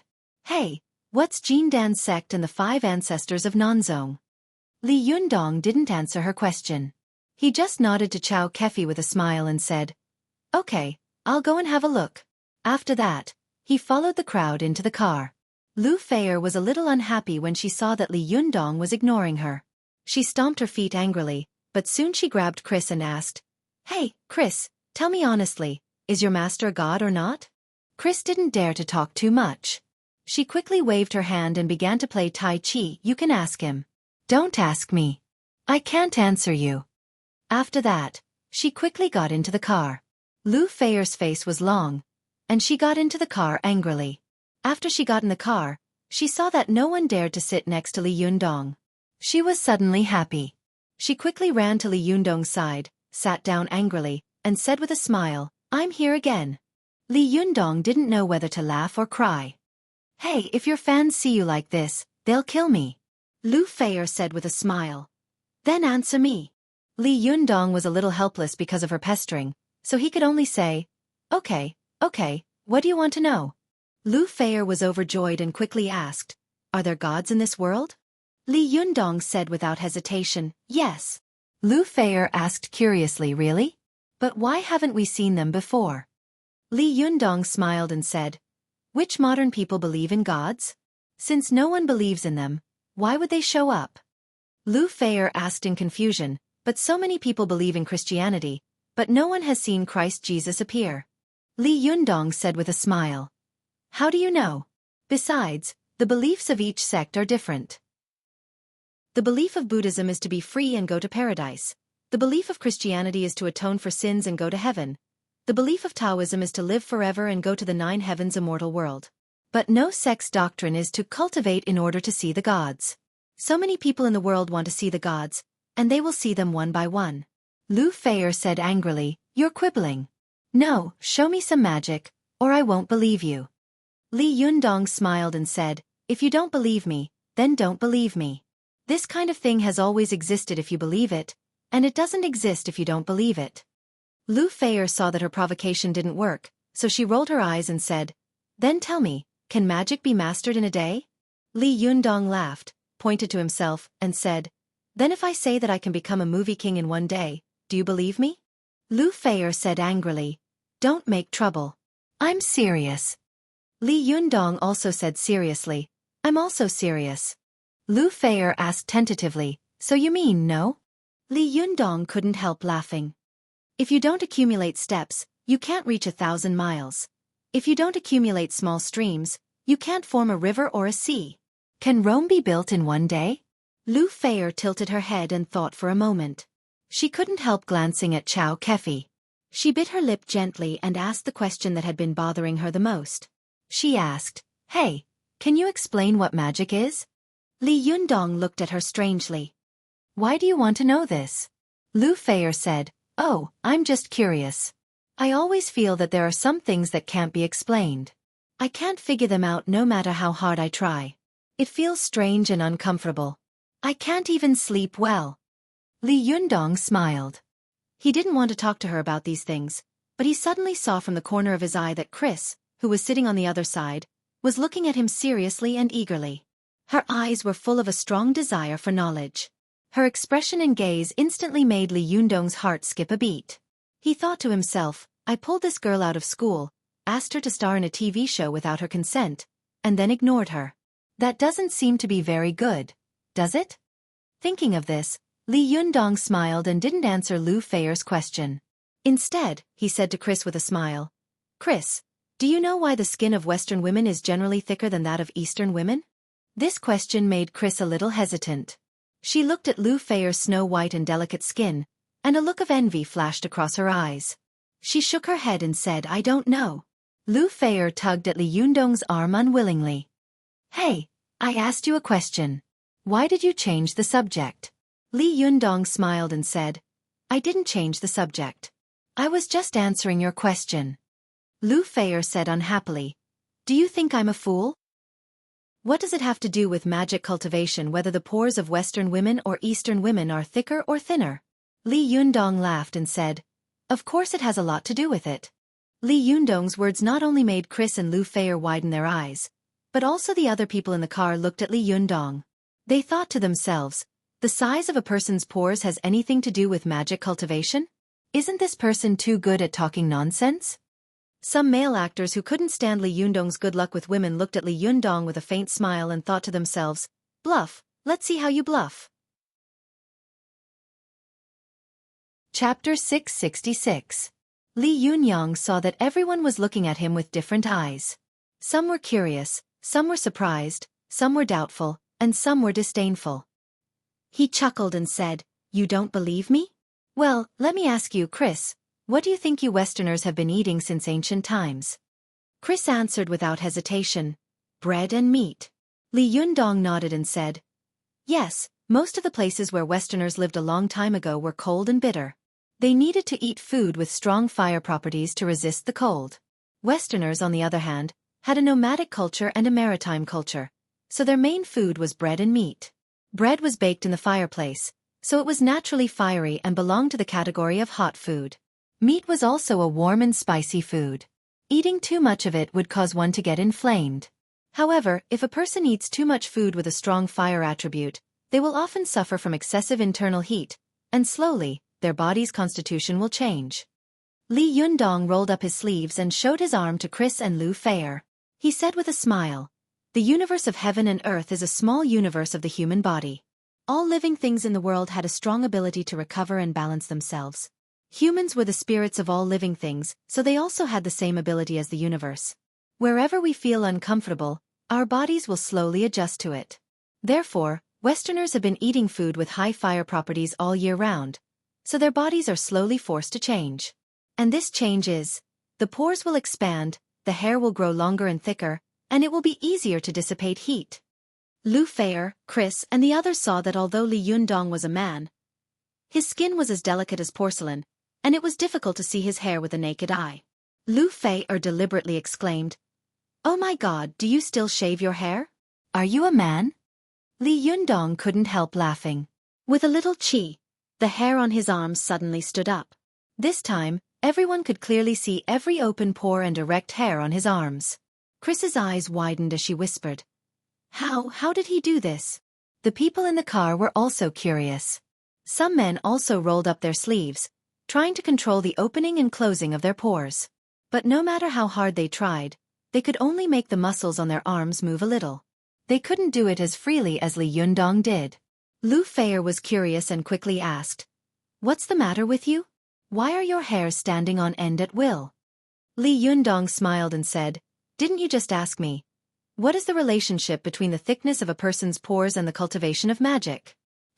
This is what I want to say. There is a lot at stake here." Then he turned to Chris and said, "Chris, do you know why Western women mature and age quickly?" Chris thought for a moment and asked tentatively, "Does it have anything to do with the size of the pores?" Li Yundong chuckled. "That's right. Westerners had been eating a lot of hot food for thousands of years, so their physique had changed greatly. Almost every Westerner was born with a strong fire nature. As for those with an exuberant fire nature, they would develop faster and mature faster. However, because of their strong fire nature, Western women had larger pores, so the vitality in their body would leak out from their pores. The larger the pores, the faster the vitality would leak out. This was why some people with especially thin pores looked much younger than ordinary people. It was because the yuan qi in their bodies did not leak out easily. Another example. Why do you sometimes feel dizzy after taking a hot bath for a long time? The reason is very simple. Because the pores are open, the qi in the body runs a little too much, so people will feel dizzy. Chris's eyes lit up, and she pointed at Li Yundong's arm. "Your arm looked like it had no pores at all just now. Was it to store the yuan qi?" she asked. Li Yundong looked at Chris with admiration and said, "Yes, as I said just now, the human body is a small universe that can store and produce essence, qi, and blood. And this essence, qi, and blood will be constantly consumed by our daily activities. So our traditional Chinese medicine advocates people to cultivate their character." What is cultivation? To repair the body's flaws and store one's own qi. To cultivate one's character is to cultivate one's own temperament and not cause one's 5 internal organs to be out of balance because of unnecessary and excited emotions, thus causing harm and burden to the body. Chris seemed to understand something and was silent for a moment. Xueqi, who was sitting behind Li Yundong, was listening attentively with sparkling eyes. Lu Feier didn't seem to understand. She dragged out her words and said, "Oh, I see. But you still haven't explained the relationship between the size of the pores and magic cultivation." Li Yundong said with a smile, "You still don't understand? Come on, give me your hand." As he said this, Li Yundong motioned for Lu Feier to reach out to his palm. Lu Feier stretched out her snow-white hand in confusion and put it in Li Yundong's palm. Li Yundong smiled and raised her hand a little. "You don't have to stick to me. You can hang in the air." Then he secretly mobilized his invisible and traceless true essence into his palm, and knocked on Lu Feier's palm from the bottom up. Lu Feier suddenly retracted her hand with a scream and widened her eyes. She pinched her palm with the other hand and said in surprise, "Why did you hit me? Hey, that's not right. I was clearly some distance away from you. How did you hit me?" Li Yundong laughed and said with a smile, "Do you want to try again?" Lu Feier was surprised and curious. She quickly reached out to the top of Li Yundong's palm again. This time, she was hanging 10 centimeters in the air. She said, "I've put it down. Why don't you try again?" "I don't believe." Before she could finish her words, Li Yundong's palm suddenly spewed out an invisible and traceless zhenqi like a fountain, shaking Lu Feier's arm. Lu Feier covered her palm with a cry and said with a sad face, "It hurts." Everyone in the car was suddenly surprised. Some people asked curiously, "It's amazing. What's going on? Is it Qigong? Come on, it's magic, right?" For a moment, everyone in the car was talking and speculating. Even the driver was so curious that he scratched his ears and cheeks and kept looking into the rearview mirror. Li Yundong said to Chris with a smile, "Chris, do you want to give it a try?" Chris was overjoyed and quickly reached out her hand. But soon, she rolled her eyes and quickly retracted her hand. She took out a hardcover book from her bag and put it under Li Yundong's palm. Li Yundong glanced at it and saw 4 golden words printed on the cover of the book. Inner Canon of the Yellow Emperor. Li Yundong looked at Chris in surprise and thought to himself, "Does this girl really carry it around with her? Can she understand it?" Li Yundong smiled and exerted force in his palm again. 2 fists away. He shook the inner cannon of the Yellow Emperor and sent it flying. At this time, everyone suddenly exclaimed. Even the person who said it was magic was tongue-tied. For a moment, he couldn't explain what he had seen in front of him. Lu Feier picked up the inner cannon of the Yellow Emperor in surprise. She weighed it in her hand and found that the book, which was 2 fingers thick, was heavy, but Li Yundong was able to easily shake it away. Lu Feier looked at Li Yundong as if she were looking at a visitor from outer space. She grabbed Li Yundong's arm tightly and said, "Hurry up and explain, or I'll haunt you to death even if I become a ghost." Li Yundong laughed and said, "The reason is very simple." He opened the inner cannon of the Yellow Emperor, picked up one of the pages, and said with a smile, "Blow on it hard." Lu Feier was stunned. After taking a deep breath, she puffed up her cheeks and blew on the page. The beauty's breath was fragrant and musky. Although it was not very strong, it made the page rustle for a while. Li Yundong smiled and said, "Not bad. Look, you can also make the page flutter. Why can't you understand that I just sent the book flying with qi?" Lu Feier asked curiously, "How is that the same? I'm blowing air. How are you blowing air?" Li Yundong smiled and said, "It's the same. When a living person is beheaded, if he has made strenuous movements, the blood that spurts out of his neck can spray up to a height of several meters. Do you know why? It's very simple. Because the qi and blood in the body were flowing violently at that time, when the head was suddenly cut off, the surging qi and blood instantly sprayed a few meters away from the narrow blood vessels. This is caused by the strong air pressure and blood pressure. Just now, when you blew the qi stored in your lungs out of your narrow mouth, the power generated can blow these pages. It's the same reason." Li Yundong spread out his palm and said, "When the human body's qi and blood circulates, it can produce a powerful force. This force generally only exists in the meridians and blood vessels. But if people go through special training, they can mobilize this running qi and spray it out of their skin pores. You ordinary people can't control the opening and closing of your pores, so you can't feel the leakage of this qi, let alone use this qi to do something. But once you can easily control the opening and closing of your pores, you can mobilize the qi of your whole body to leak out through one of your pores. In this way you can produce extremely strong air pressure and power." Lu Feier suddenly understood. "I see." But she quickly frowned and said, "But what does this qi have to do with magic cultivation? What does it have to do with big pores?" Li Yundong smiled and said, "The bigger the pores, the harder it is to control their opening and closing. And the smaller the pores, the stronger the zhenqi that the human body can release. The stronger this qi is, the more things you can do, and the more powerful you will be." Lu Feier blinked her eyes and said, "Then what does it have to do with magic?"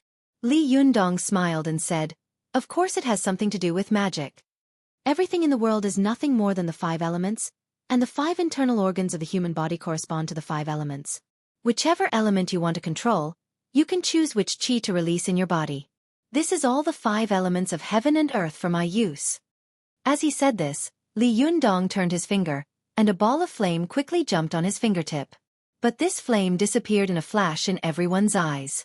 When they wanted to take a closer look, they saw that there was only a cloud of smoke left on Li Yundong's fingertip, leaving only a trace of memory, which kept replaying in their minds in amazement. Lu Feier looked at Li Yundong with her mouth open and tongue-tied. She stammered, You are really a god." Li Yundong chuckled, but his eyes were fixed on Chris. He knew that no one else in the car could understand the true meaning of his words. He had said them only for Chris. As the saying goes, the great way is easy to find, but the true way is hard to hear. If someone listened to his words, they would immediately be able to achieve the great way and achieve success in cultivation. But if someone listened to it, it would just be a fleeting cloud and they would forget it in a blink of an eye. Li Yundong saw that Chris's eyes were flickering and she was deep in thought. He thought to himself, Chris, you came to China with sincerity to learn cultivation. It's not that I don't know your sincerity, but I can't accept disciples casually. Whether you are this material or not, whether you are qualified to step into this threshold depends on how much you can understand. But what Li Yundong didn't notice was that at this time, Xueqi, who was sitting behind him, also had a strange light in her eyes. She seemed to be so excited that she couldn't control herself. Her body was trembling slightly, and she grabbed the armrest tightly with both hands. Her fingers exerted force and scratched 5 fingerprints on the hard iron armrest. After Li Yundong explained the principles of cultivation magic, He didn't speak again. No matter how Lu Feier asked him, he closed his eyes and didn't say a word. After about an hour's drive, the group finally arrived at the foot of Wenbi Peak in Anding County, Hainan. Everyone got out of the car and saw a green mountain rising from the ground. The mountain was beautiful, and the mountain was mainly composed of basalt and schist from the mountainside to the top. Although it was late winter, the vegetation on the mountain was lush, and the top of the mountain was surrounded by clouds and mist. After Xueqi got out of the car, she returned to normal. After taking a look at the mountain, she said curiously, "It doesn't look particularly special. The mountain doesn't seem to be high." Lu Feier followed Li Yundong and got out of the car. At this time, she had completely worshipped Li Yundong. As soon as she heard this, she immediately patted Li Yundong on the shoulder and said with a smile, "As the saying goes, the mountain is not high. If there is an immortal, it will be famous. With the powerful immortal Li here, it's hard for this place not to be famous." Lu Feier's words were unintentional, but two young men in Taoist robes passed by. When the two men heard this, they immediately became suspicious. They frowned, turned their heads and shouted angrily, "Who are you? How dare you call yourself an immortal here?" Chapter 667. Their voices were not loud, but they were clearly heard by Li Yundong, Lu Feier, and the others. They were almost there. Lu Feier turned her head to take a look. She saw that although the two men were wearing navy blue Taoist robes that were a little gray and had black crowns on their heads, they looked a little out of place. However, the two of them had big eyes and thick eyebrows. Their gazes were so sharp that they seemed solid. Lu Feier stuck out her tongue, made a face at them, and said, "What are you doing?" "I was just saying it casually. Why are you so overbearing? Besides, I didn't claim to be an immortal." The two Taoist priests glanced at Lu Feier with unkind eyes and soon looked at Li Yundong. When they saw Li Yundong, they couldn't help but be stunned and looked at him suspiciously. The two Taoist priests only felt that Li Yundong was standing in the same place. At first glance, he seemed to be no different from the tourists around him. But after looking at him a few more times, they found that this extremely young boy seemed to be integrated with the surrounding environment. It was as if he was there, and the small universe of his body and the big universe of heaven and earth were one, inseparable from each other. But this feeling only lasted for a moment. When the two Taoist priests were shocked and took a closer look, they suddenly found that Li Yundong looked like an ordinary person. The feeling of being one with heaven and man just now had disappeared. This kind of strange feeling surprised the two Taoist priests. While they were surprised and puzzled, they suddenly heard an enchanting and moving voice coming from the side. "Feier, stop talking. Let's hurry up the mountain." The two Taoist priests turned their heads and saw an extremely beautiful woman talking to Lu Feier with a smile. The two Taoist priests were shocked at the same time. They looked at each other, their eyes full of shock. For a moment, they stared at Xueqi blankly and couldn't move for a long time. Seeing that the two of them were looking at Xueqi in a daze, Lu Feier said loudly, "Hey, haven't you seen a beauty before? Are you stupid? Are you guys monks or not? You might as well renounce asceticism." Only then did the two Taoist priests come back to their senses. As if they had just woken up from a dream, they hastily bowed to Lu Feier and the others with flustered expressions, then quickly ran up the mountain. Lu Feier looked at the backs of the two of them, curled her lips and sneered, "They are Taoist priests, but they can't walk when they see a beauty." Xueqi pretended to be angry and glared at her. "Don't talk nonsense. Be careful of your words. Do you think no one will recognize you if you wear sunglasses?" Lu Feier giggled. "Don't be afraid. With Immortal Li here, everything will be fine." Li Yundong smiled non-committally and said, "Let's go up the mountain." "I'll be there soon." After that, they slowly climbed up the mountain. On the other hand, the two Taoist priests who had left earlier dashed all the way to the top of the mountain. The two of them ran all the way from the foot of the mountain to the top, passing through the Luck Hall, the Jade Toad Pavilion, the Yuanshan Hall, and other places. Finally, they arrived at the Tianshu Pavilion of the Seven Stars Pavilion. Finally, they found an old man in a white robe, a small black hat, and a white beard. The old man was standing on a rock and slowly waving his sword. Judging from his posture and movements, it was a move of the Taiji sword. When the two Taoist priests saw the old man, they hurriedly shouted, "Master, master!" The old man didn't look back and continued waving his sword slowly. His movements were heavy and slow, as if he was not holding a sword, but a huge rock that weighed thousands of pounds. The old man said in a long voice, "What's the matter? Look at how anxious you are. What did I teach you?" The two Taoist priests looked at each other and said in unison, "A monster has come down the mountain." The old man slowed down and looked at them with a faint smile. "Have you watched too much Journey to the West? In such a peaceful world, how could there be a monster? Besides, even if you've watched too much Journey to the West, I'm not Tang Seng." A slightly taller Taoist priest stamped his feet and said, "Oh master, don't joke around. I'm not lying to you. Go and have a look. I've never seen a woman with such a strong demonic appearance." "A woman?" The old man laughed and said, "You must have seen a woman who is too beautiful, so you think she's a monster, right? Hey, let me tell you, if you don't have any evil thoughts in your heart, even if a real monster stands in front of you, it can't be considered a monster. If there are evil thoughts in your heart, any woman you see is a monster." The two Taoist priests were so angry that they couldn't speak for a moment. After looking at each other, they rushed to the rock together and grabbed the old man's arms. Lian Sheng said, "Master, other people can't see it, but us two brothers have opened the heaven's eye. How could we not see it? You'll know when you come with us." "Yes, master, go and have a look." The old man's hands were grabbed. He glared at them and shouted, "What are you doing? Let go of me. Do you still know how to respect your master? What a scandal. I'm not going." Without saying a word, the two Taoist priests bent down and grabbed one leg each, lifting the old man up as if he was carrying a wooden pole. The two Taoist priests looked at each other. "You almost there?" The old Taoist was so angry that he blew his beard and glared. He kept hitting the two Taoist priests' heads with his hands. "Hey, put me down. You guys are getting bolder and bolder." The two Taoist priests grimaced as they were beaten by the old Taoist. They tilted their heads and smiled, saying, "Master, bear with it. You'll know when you see it." The old Taoist said angrily, "Then put me down. I have my own legs. Don't I know how to walk?" The taller Taoist smiled apologetically, "Master, don't give me that. You said the same thing the last time, but when we put you down, you turned and ran. We won't fall for it this time." The shorter Taoist priest said seriously, "Master, this is not us brothers fooling around. Just now, when we went down the mountain, we heard someone bragging about being an immortal in front of our Jade Toad Palace on Pen Peak. Then, we saw a woman with a strong demonic appearance hanging out with this person. In addition," the taller Taoist priest continued, "in addition, we also saw a very strange person. He looked a little like a fellow Taoist, but also a little different." The old Taoist struggled for a while, but could not get down. He could only be carried by the two of them like they were carrying a Buddha statue, causing many tourists to look at him curiously. The old Taoist looked resentful, as if he did not believe the two of them. He snorted and said, "Humph, you two country bumpkins who have never seen the world. Last time, when you saw the Nikon logo, you said it was a Nike.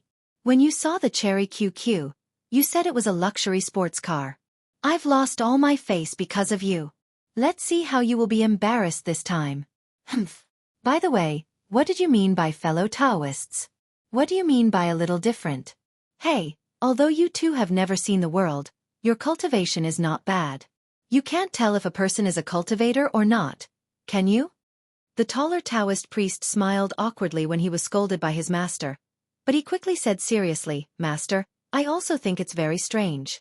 When I first saw him, I felt that he was no different from an ordinary person in the secular world. But after looking at him a few more times, I felt that he was a cultivator with a very high cultivation. It was as if he had become one with heaven and man, and he had become one with heaven and earth. But after I looked at him a few more times, this feeling quickly disappeared. It's very strange."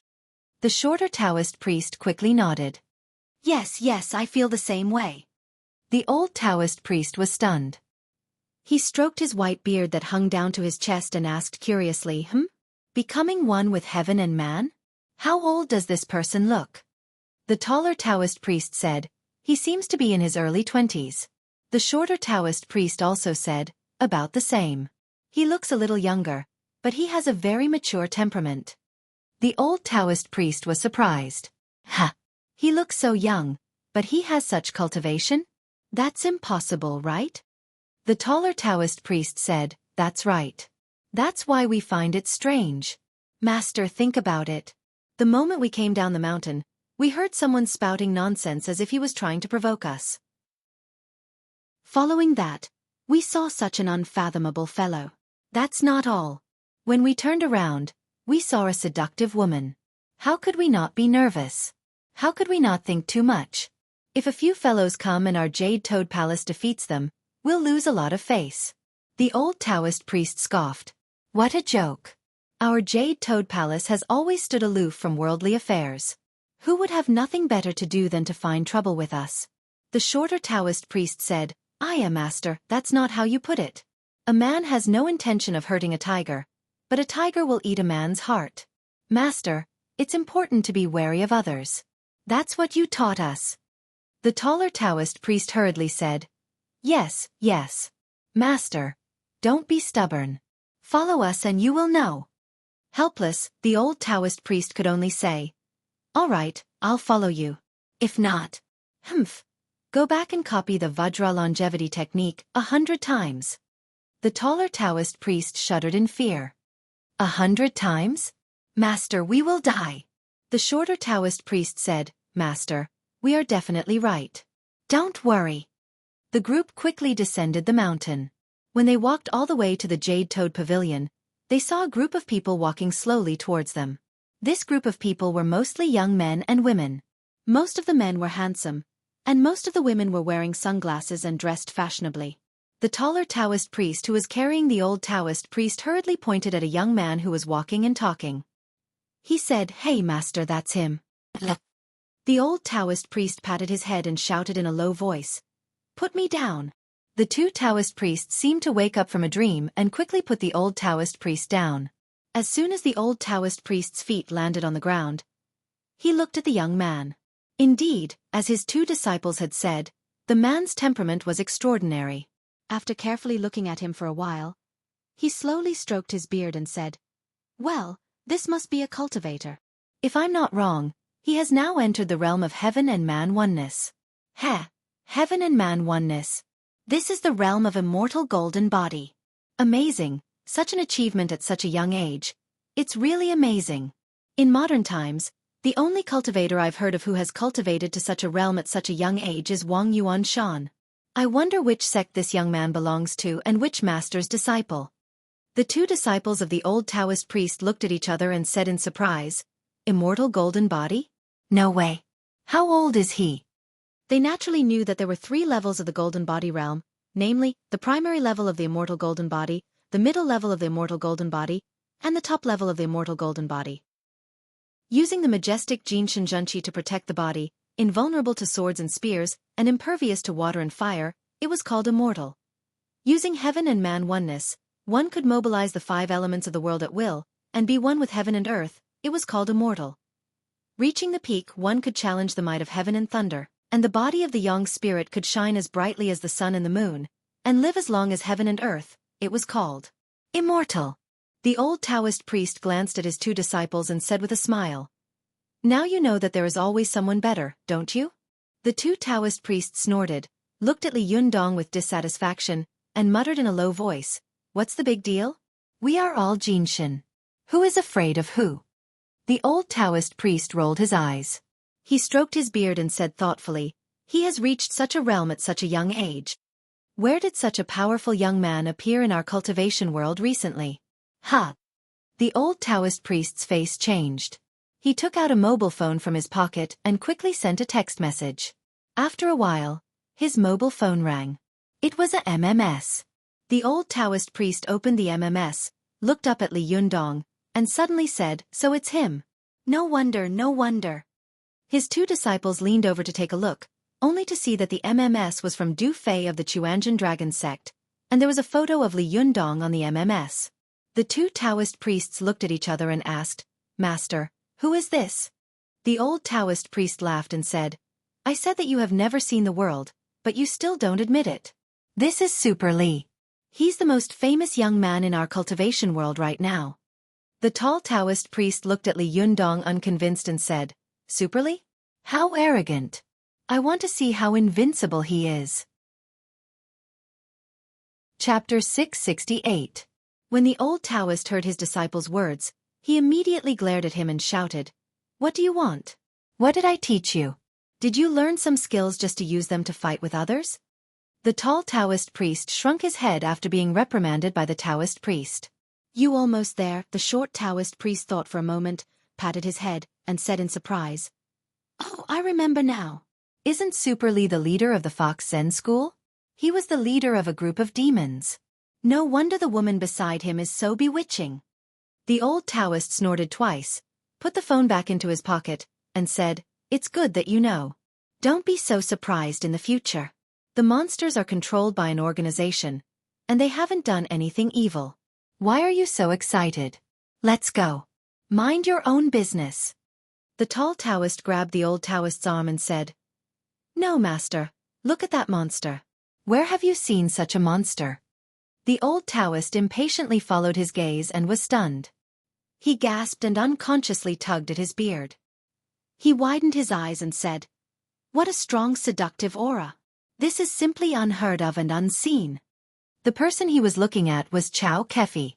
Her eyebrows were like an ink painting, and her lips were like vermilion.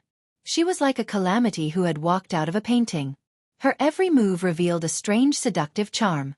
Wherever this extremely beautiful woman went, she would attract attention. Women who saw her would be extremely jealous, and men who saw her almost couldn't walk. The old Taoist clicked his tongue in wonder and said, "Strange, strange. It had such a heavy demonic appearance, yet there was not the slightest bit of demonic aura.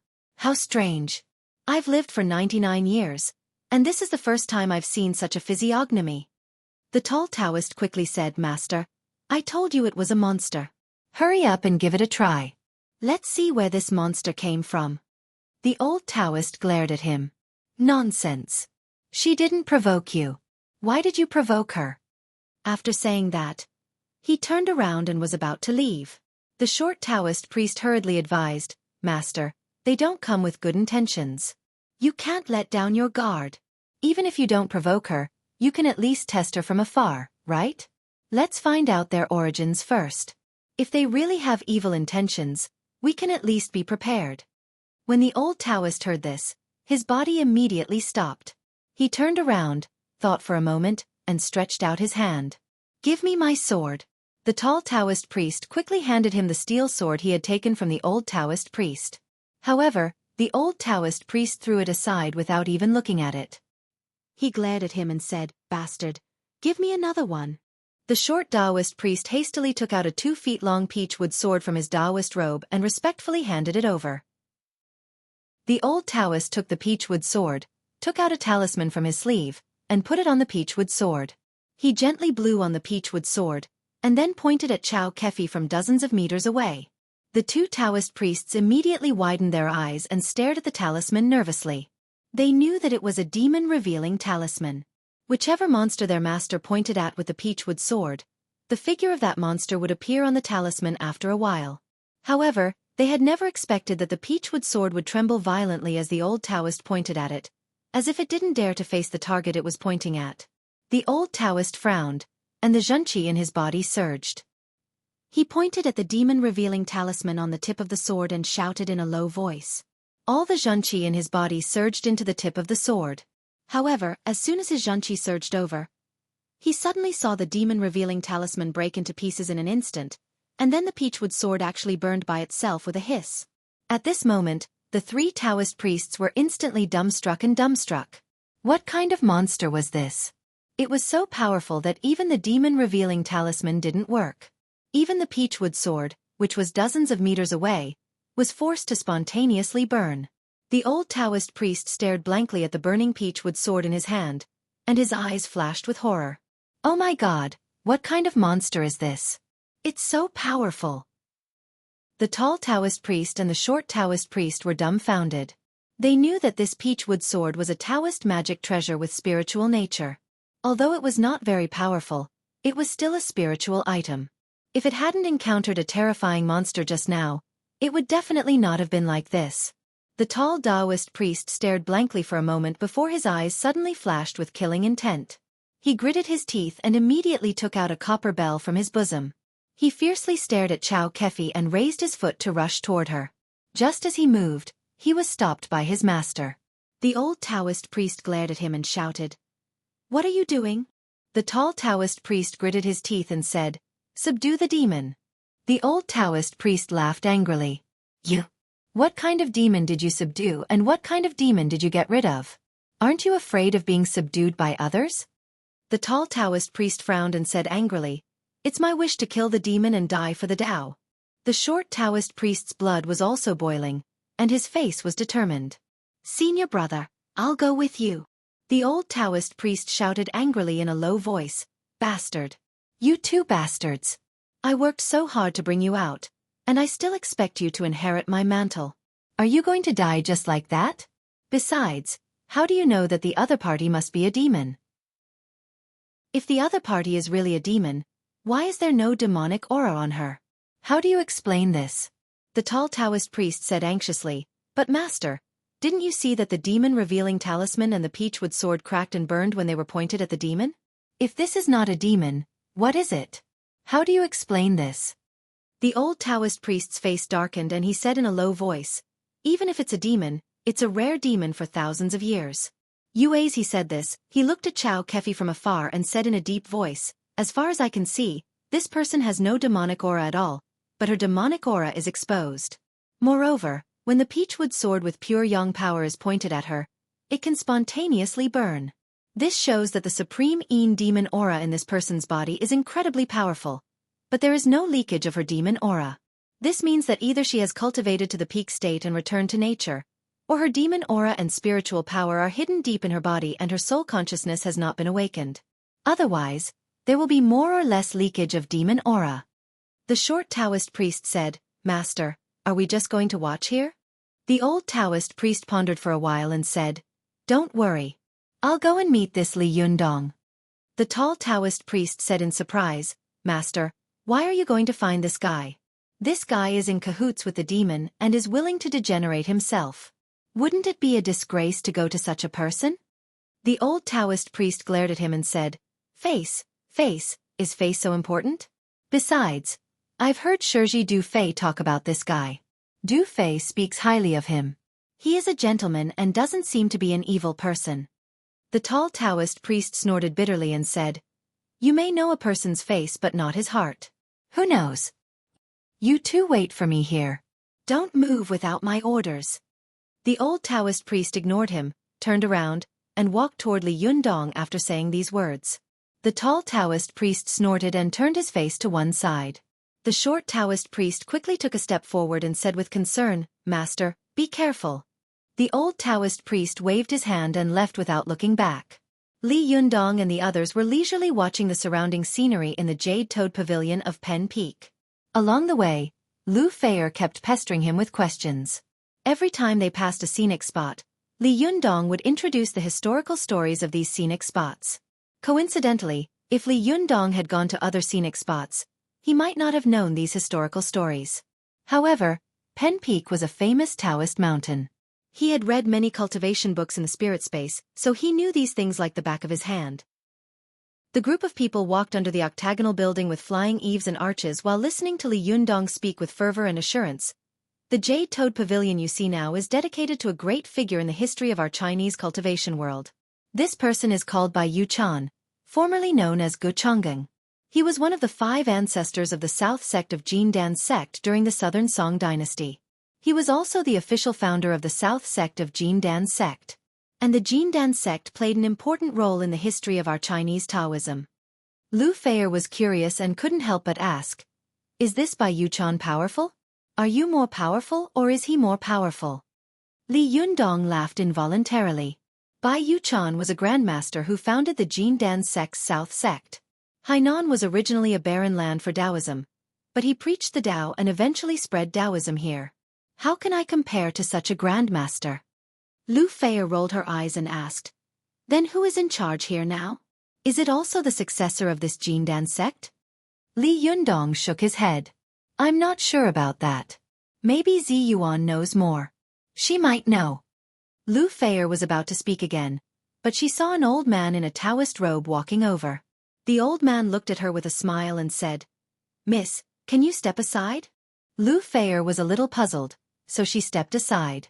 The old Taoist walked up to Li Yundong, made a Taoist salute with one hand, and said, "Zhenren Li."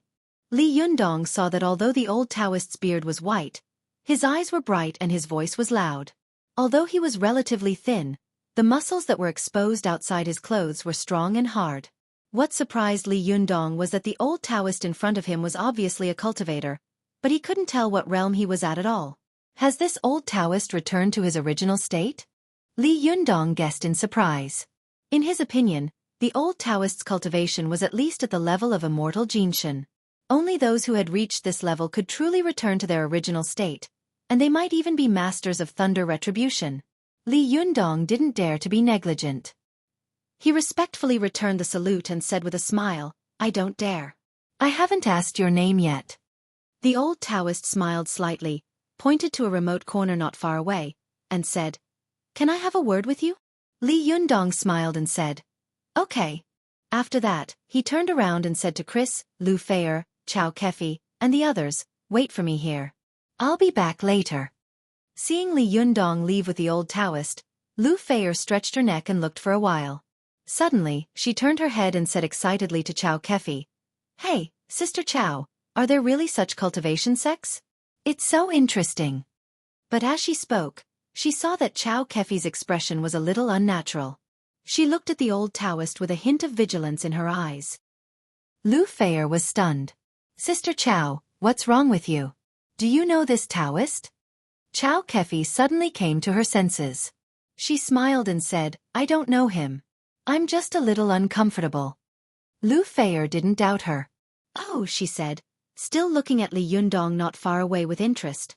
After Li Yundong followed the old Taoist to a corner, he saw the old Taoist stop and look at Li Yundong with a smile. He said, "I am the 21st generation successor of the Chuanjin Dragon Sect, Zhang Zhishuan, the abbot of the Yuchan Palace. Zhenren Li, may you live a long life." Li Yundong immediately laughed. "So it's a senior of the Chuanjin Dragon Sect. May I know how to address you in Du Fei?" Zhang Zhishuan smiled slightly. "That's my little Xueqi." Li Yundong suddenly understood and saluted. "Sorry for not recognizing you. What can I do for you, senior?" The smile on Zhang Zhishuan's face suddenly disappeared. His face was serious, and his words were shocking. He said, "Zhenren Li, with all due respect, don't you know that you are in danger and that a catastrophe is imminent?" A few words of nonsense. Some people sage. Why are there so many Jinshin masters? How many of them can pop up everywhere? Come on, it's so fresh. There are tens of millions of believers in Huaxin sect, and there are hundreds of thousands of cultivators who practice hard. Is it difficult to have dozens of Jinshin masters among so many people? Are you kidding me? Besides, some people say that in the later stages of the book, there are more and more Jinshin masters like cabbages. Classmate, when you were poor, did you hang out with those who were as poor as you all day long? When you were rich, did the people around you slowly start to change? Did you become rich and have more friends? When you became a millionaire, did you find that there were so many multi-millionaires? When you became a millionaire, did you find that there were so many billionaires? When you reach the level of a billionaire, you will realize that there are actually so many billionaires in this world. This principle is the same as cultivation. The higher your level, the higher the realm and the higher the level of people you meet. Yes, I know that most people can't come into contact with this level, but please, can't you just watch it quietly? Besides, who told you that this sect in Hainan is a small sect? Go Baidu and find out who this old Taoist Zhang Zhishuan is. Chapter 669. When Li Yundong heard Zhang Zhishuan's horrifying words, he was shocked and asked with a serious face, "Senior Zhang, I don't know why you said that." Zhang Zhishuan stared into Li Yundong's eyes and said, "You really didn't notice it at all?" Li Yundong said respectfully, "Senior, please give me some advice." Zhang Zhishuan frowned secretly and said, "Don't you feel anything unusual around you?" "Unusual?" Li Yundong thought for a moment and said, "Senior, please tell me." Zhang Zhishuan had lived for nearly 100 years. Of course, he knew that it was better to be polite to everyone he met.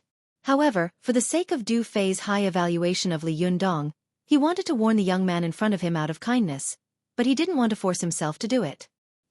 Although Li Yundong was straightforward, He still thought for a moment and said meaningfully, Zhenren Li, it's not easy for you to have such a realm at such a young age.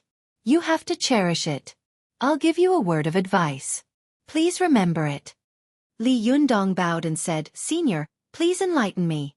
Zhang Zhishuan said, Remember, essence nourishes the real root, qi nourishes the spirit, yuan yang does not go to the true, dantian nourishes the treasure of longevity, and 10,000 taels of gold does not belong to others. You must not be greedy for beauty and indulge in it, and in the end, lose your treasure of longevity. Li Yundong's heart skipped a beat and he said, Isn't this the boxing scripture of Xingyi boxing? Is he referring to the relationship between me and Su Chan? Yes, that should be it. Maybe Zhenren Du told him. Li Yundong smiled slightly and said, Thank you for your guidance, Zhenren Zhang. I'll keep it in mind. Zhang Zhishuan saw that Li Yundong could still accept his words with a smile. He couldn't help but think highly of the young cultivator in front of him. He laughed and said, Of course, I can see that Zhenren Li is still a Yuanyang child, which is rare and commendable. But the way of cultivation is like sailing against the current. If you don't move forward, you will fall back. It's like going into the abyss in the middle of the night. If you're not careful, you will be crushed. Zhenren Li, you must remember to grasp your true self. Don't be blinded by the illusions of the world. Li Yundong solemnly bowed and said, I will remember your teachings. Zhang Zhishuan was about to speak again when he suddenly heard the sound of a man and a woman arguing not far away. The two of them looked in the direction of the sound and saw a man in a suit and leather shoes arguing with a brown blue-eyed foreign woman. When Li Yundong saw them, he was stunned for a moment and thought to himself, Isn't this Zhao Yuzhen and Justin? What were they doing here? Li Yunyang saw that Justin was talking to Zhao Yuzhen fiercely. Her expression was full of indignation and resentment, while Zhao Yuzhen was explaining something to Justin with a helpless expression. Neither Li Yunyang nor Zhang Zhishuan were very proficient in bird language, so they didn't understand what they were talking about for a moment. But soon, they saw Justin suddenly see Chao Kefi and the others. She immediately rushed to Chao Kefi, pointed at Zhao Yuzhen, and said in English, You can't fire me. I was invited by him. Chao Kefi hadn't expected that they would meet Justin and Zhao Yuzhen here. She was shocked and quickly sneered, You're wrong. You were invited by us. Of course, we can fire you. Besides, it's not us who started the trouble, but you, Miss Justin. Forget all of this. It's all over. If you don't believe me, go and ask Zhao Yuzhen. Let's see if he dares to interfere in your business. Justin immediately turned her head to look at Zhao Yuzhen. Zhao Yuzhen didn't expect that he would meet Chao Kefi and the others here when he took Justin out to relax. The most damned thing was that he didn't want to reveal himself in this matter, so he secretly encouraged Justin to make trouble for them. But now, even a fool knew that he was the one who had ordered it. Zhao Yuzhen was so angry that his teeth itched. It was fine when he brought Justin out, but this girl touched his sore spot. She always asked him to stand up for her, but how could he dare to stand up for her? If it was just Chao Kefi, it would be fine. But the problem was that now Li Yunyang was involved. It was too late for him to run away. How could he dare to show up? This damned B*TCH, if I had known it would be so difficult, I wouldn't have provoked her. Even I don't dare to provoke someone, but you don't know what's good for you. Zhao Yuzhen cursed in his heart, but in order to pretend to be a big shot in front of a beautiful woman, he had bragged a little too much, so now he couldn't get out of the situation for a while. Zhao Yuzhen saw Justin looking at him. He was about to say something, but from the corner of his eyes, he saw Li Yundong looking at him not far away. Zhao Yuzhen was scared out of his wits. Why does this little bastard always run into me? Wherever I am, he is there. Why is that? But soon, Zhao Yuzhen thought of a more serious thing. His mind suddenly went blank. He thought to himself, Damn it, this little bastard must have found out that I was the one who ordered Justin to go on strike. He won't take revenge on me, will he? If he holds a grudge against me, then he will plot against me a few times in the future. I will be dead for sure. Zhao Yuzhen didn't even look at Justin. He quickly rushed to Li Yundong and said with a pitiful face, Child Li, don't listen to this bitch's nonsense. She doesn't know the immensity of heaven and earth. I didn't instigate her. You have to believe me. Li Yundong was not a fool. With just a glance, he understood the cause and effect of the matter. His heart was like a mirror, but he didn't say anything. He just said with a faint smile, "Mr. Zhao, I didn't say anything." "Why are you in such a hurry to explain?" Zhao Yuzhen opened his mouth and immediately realized that he had a guilty conscience. He confessed without being forced to do so. He wanted to jump up and slap himself in the face. Zhao Yuzhen smiled dryly and stammered, "Child Li, you are a magnanimous person. Don't argue with her. I promise I will never appear in front of you again, okay?" Li Yundong saw that Zhao Yogan's words were somewhat incoherent. It was obvious that he was so scared that he was incoherent. At this time, the abbot of the Jade Toad Palace, Zhenren Zhang Jishuan, was in front of him. He didn't want others to say that he was aggressive, so he smiled and said, "Mr. Zhao, I don't understand what you're saying. The world is so big. It's your own business where you want to go. I'll be there soon. However, I want to give you a piece of advice. If you do too much evil, you will bring about your own destruction. You have to accumulate some good karma, Mr. Zhao. Otherwise, you will be in big trouble in the future." Although Zhang Jishuan didn't know what had happened here, when he saw that Li Yundong had given some of the words he had said to Zhao Yuzhen in front of him, he immediately grinned and thought to himself, "Hey, this boy is a little interesting. He's so young, but he talks more like an old man than me." When Zhao Yuzhen heard Li Yundong's words and saw that he actually didn't want to argue with him, he was immediately overjoyed. He hurriedly nodded and bowed, saying, "Yes, yes, Child Li is right." Although Justin didn't understand what Zhao Yuzhen and Li Yundong were talking about, she could tell what had happened just by looking at their expressions. She immediately widened her eyes and said to Zhao Yuzhen, "You lied to me. You said that you were the biggest boss in this crew, so I listened to you. Otherwise, I..." Zhao Yuzhen didn't know that Li Yundong's English was so bad that he could hardly understand what they were talking about, but because of his guilty conscience, he was so scared that his back broke out in a cold sweat. For a moment, anger rose in his heart, and evil grew in his heart. There was a fierce light in his eyes. He turned around and slapped Justin in the face. He glared at her fiercely and spat out a few murderous words from between his teeth. "Shut up." When Zhao Yuzhen turned his face, it immediately turned into a flattering smile. "Child Li, don't listen to her nonsense. This B*TCH will do anything in order to be promoted." Li Yundong smiled, which looked a little mysterious. He said, "I'm not interested in knowing about you and Herge." Zhao Yuzhen nodded repeatedly and said with a smile, "Yes, yes, Child Li is magnanimous. Naturally, he won't argue with us. Let's go, let's go." As he said this, he pulled Justin and shouted angrily in a low voice, "Idiot, come with me." Justin had never suffered like this before. She was stunned for a moment. She was dragged more than 10 meters away by Zhao Yuzhen before she suddenly came to her senses.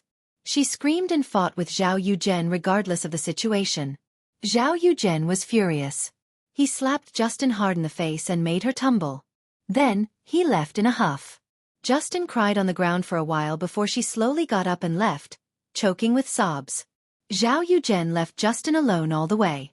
He measured Li Yundong's gentlemanly heart with his own mean mind. The more he thought about it, the more afraid he became. The more he thought about it, the more he felt that Li Yundong would take revenge on him. He was frightened, as if he was running away. He returned to the place where he was staying, picked up his luggage, and rushed to the airport to fly back to Shenzhen. Then, he took the high-speed train from Shenzhen back to Tiannan City. After arriving in Tiannan City, Zhao Yuzhen felt that he was very far away from Li Yundong. Only then did he breathe a sigh of relief. After dragging his luggage out of the railway station, he called his sweetheart. He thought in a mess, "Damn it, I didn't eat fish, but I got a fishy smell. Li Yundong, this little bastard, is really my nemesis. If he appears anywhere in the future, I'll take a detour. By the way, I'll close that tea house when I get back, so as not to cause trouble for me." Zhao Yuzhen was full of thoughts when he suddenly saw a young beggar with a broken arm dragging his body to him and shouting at him, as if he wanted to beg him. Zhao Yuzhen had nowhere to vent his anger, so he didn't have the mood to do a good deed. He kicked him and shouted, "Get out of my way!" When the beggar heard his voice, he was stunned for a moment, and then he raised his head. When he saw it, his eyes suddenly widened and his face showed ecstasy. He shouted and rushed toward Zhao Yuzhen. One of his broken arms grabbed Zhao Yogan's thigh, and the other hand grabbed Zhao Yogan's palm. He quickly and quietly stuffed a ball of paper into Zhao Yogan's palm.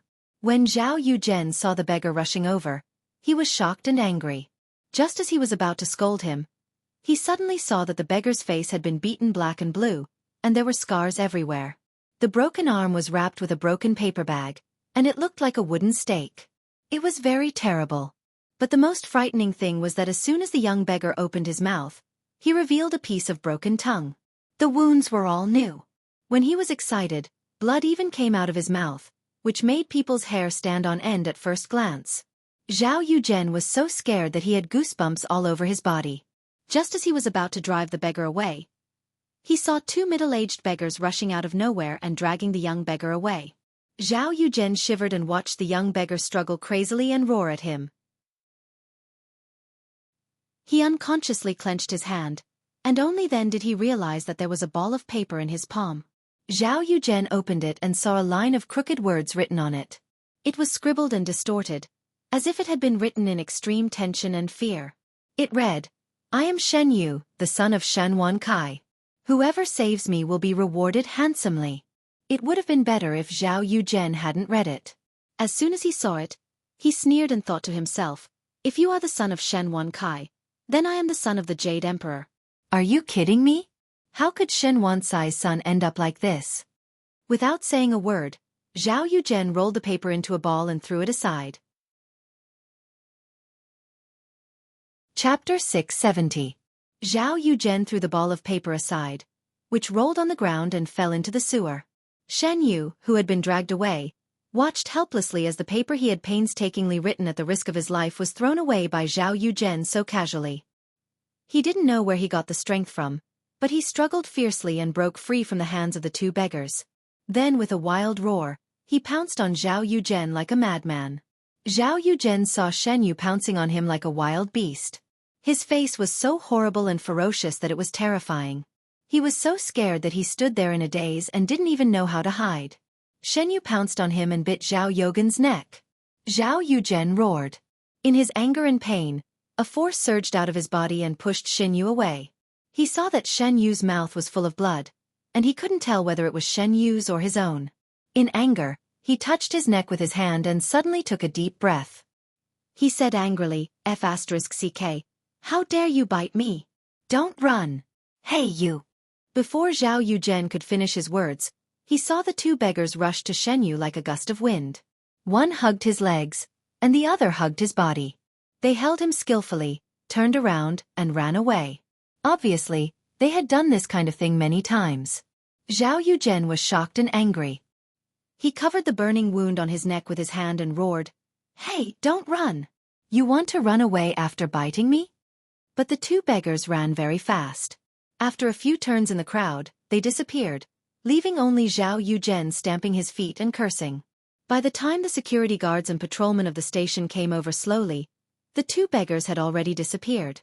Zhao Yuzhen roared angrily, "What are you waiting for? Hurry up and arrest them. What are you doing? Call the police and arrest them. Can't you see that I've been bitten like this?" But the patrolman tried to persuade him. "Oh, these beggar gang members are running around everywhere.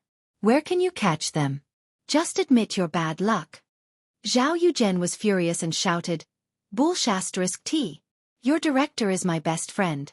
Do you want to quit your job by saying that?" The patrolman's face stiffened, and a trace of anger flashed in his eyes. Then, "Come back with us now and make a statement. Only after we have filed a case can we proceed with the arrest." Zhao Yuzhen said angrily, "Bullshit! How long can we wait? He has already gone to Mars." He was about to continue cursing when he saw a pointy-faced beauty panting and running towards him. It was his mistress. The pointy-faced beauty ran up to him and looked at the blood on Zhao Yogan's neck in horror.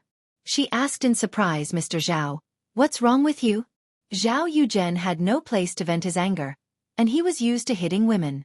Without saying a word, he raised his hand and slapped her. The pointy-faced beauty dodged subconsciously, and Zhao Yuzhen was furious.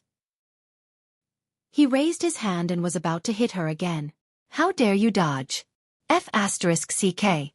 Who told you to hide?" The patrolman next to him couldn't stand it anymore. He shouted, "Hey, don't hit her." Zhao Yuzhen glared at him rudely and said, "I just hit her. What do you want? Ask her, when did I hit her?" The pointy-faced beauty trembled slightly, but she smiled obsequiously and said to the patrolman, "No, he didn't hit me. It's okay." Zhao Yuzhen glared at the patrolman and said, "Did you hear that? I hit my own woman. It's none of your business. If you have the ability, go and catch those people who committed the crime just now. Why are you so rude to me?" The patrolman snorted angrily, turned around and left. He waved to the security guards and other auxiliary policemen next to him and said, "Let's go. Don't look at her. There's no need to talk to such people." The group of people turned around and left. As they walked, they sneered disdainfully and said, "You are so beautiful, but you have to be the mistress of a rich man. You deserve to be beaten." Hearing this, the pointy-faced beauty's eyes flashed with shame and resentment, but this emotion only lasted for a moment. Soon, she smiled again and carefully served Zhao Yuzhen to his car.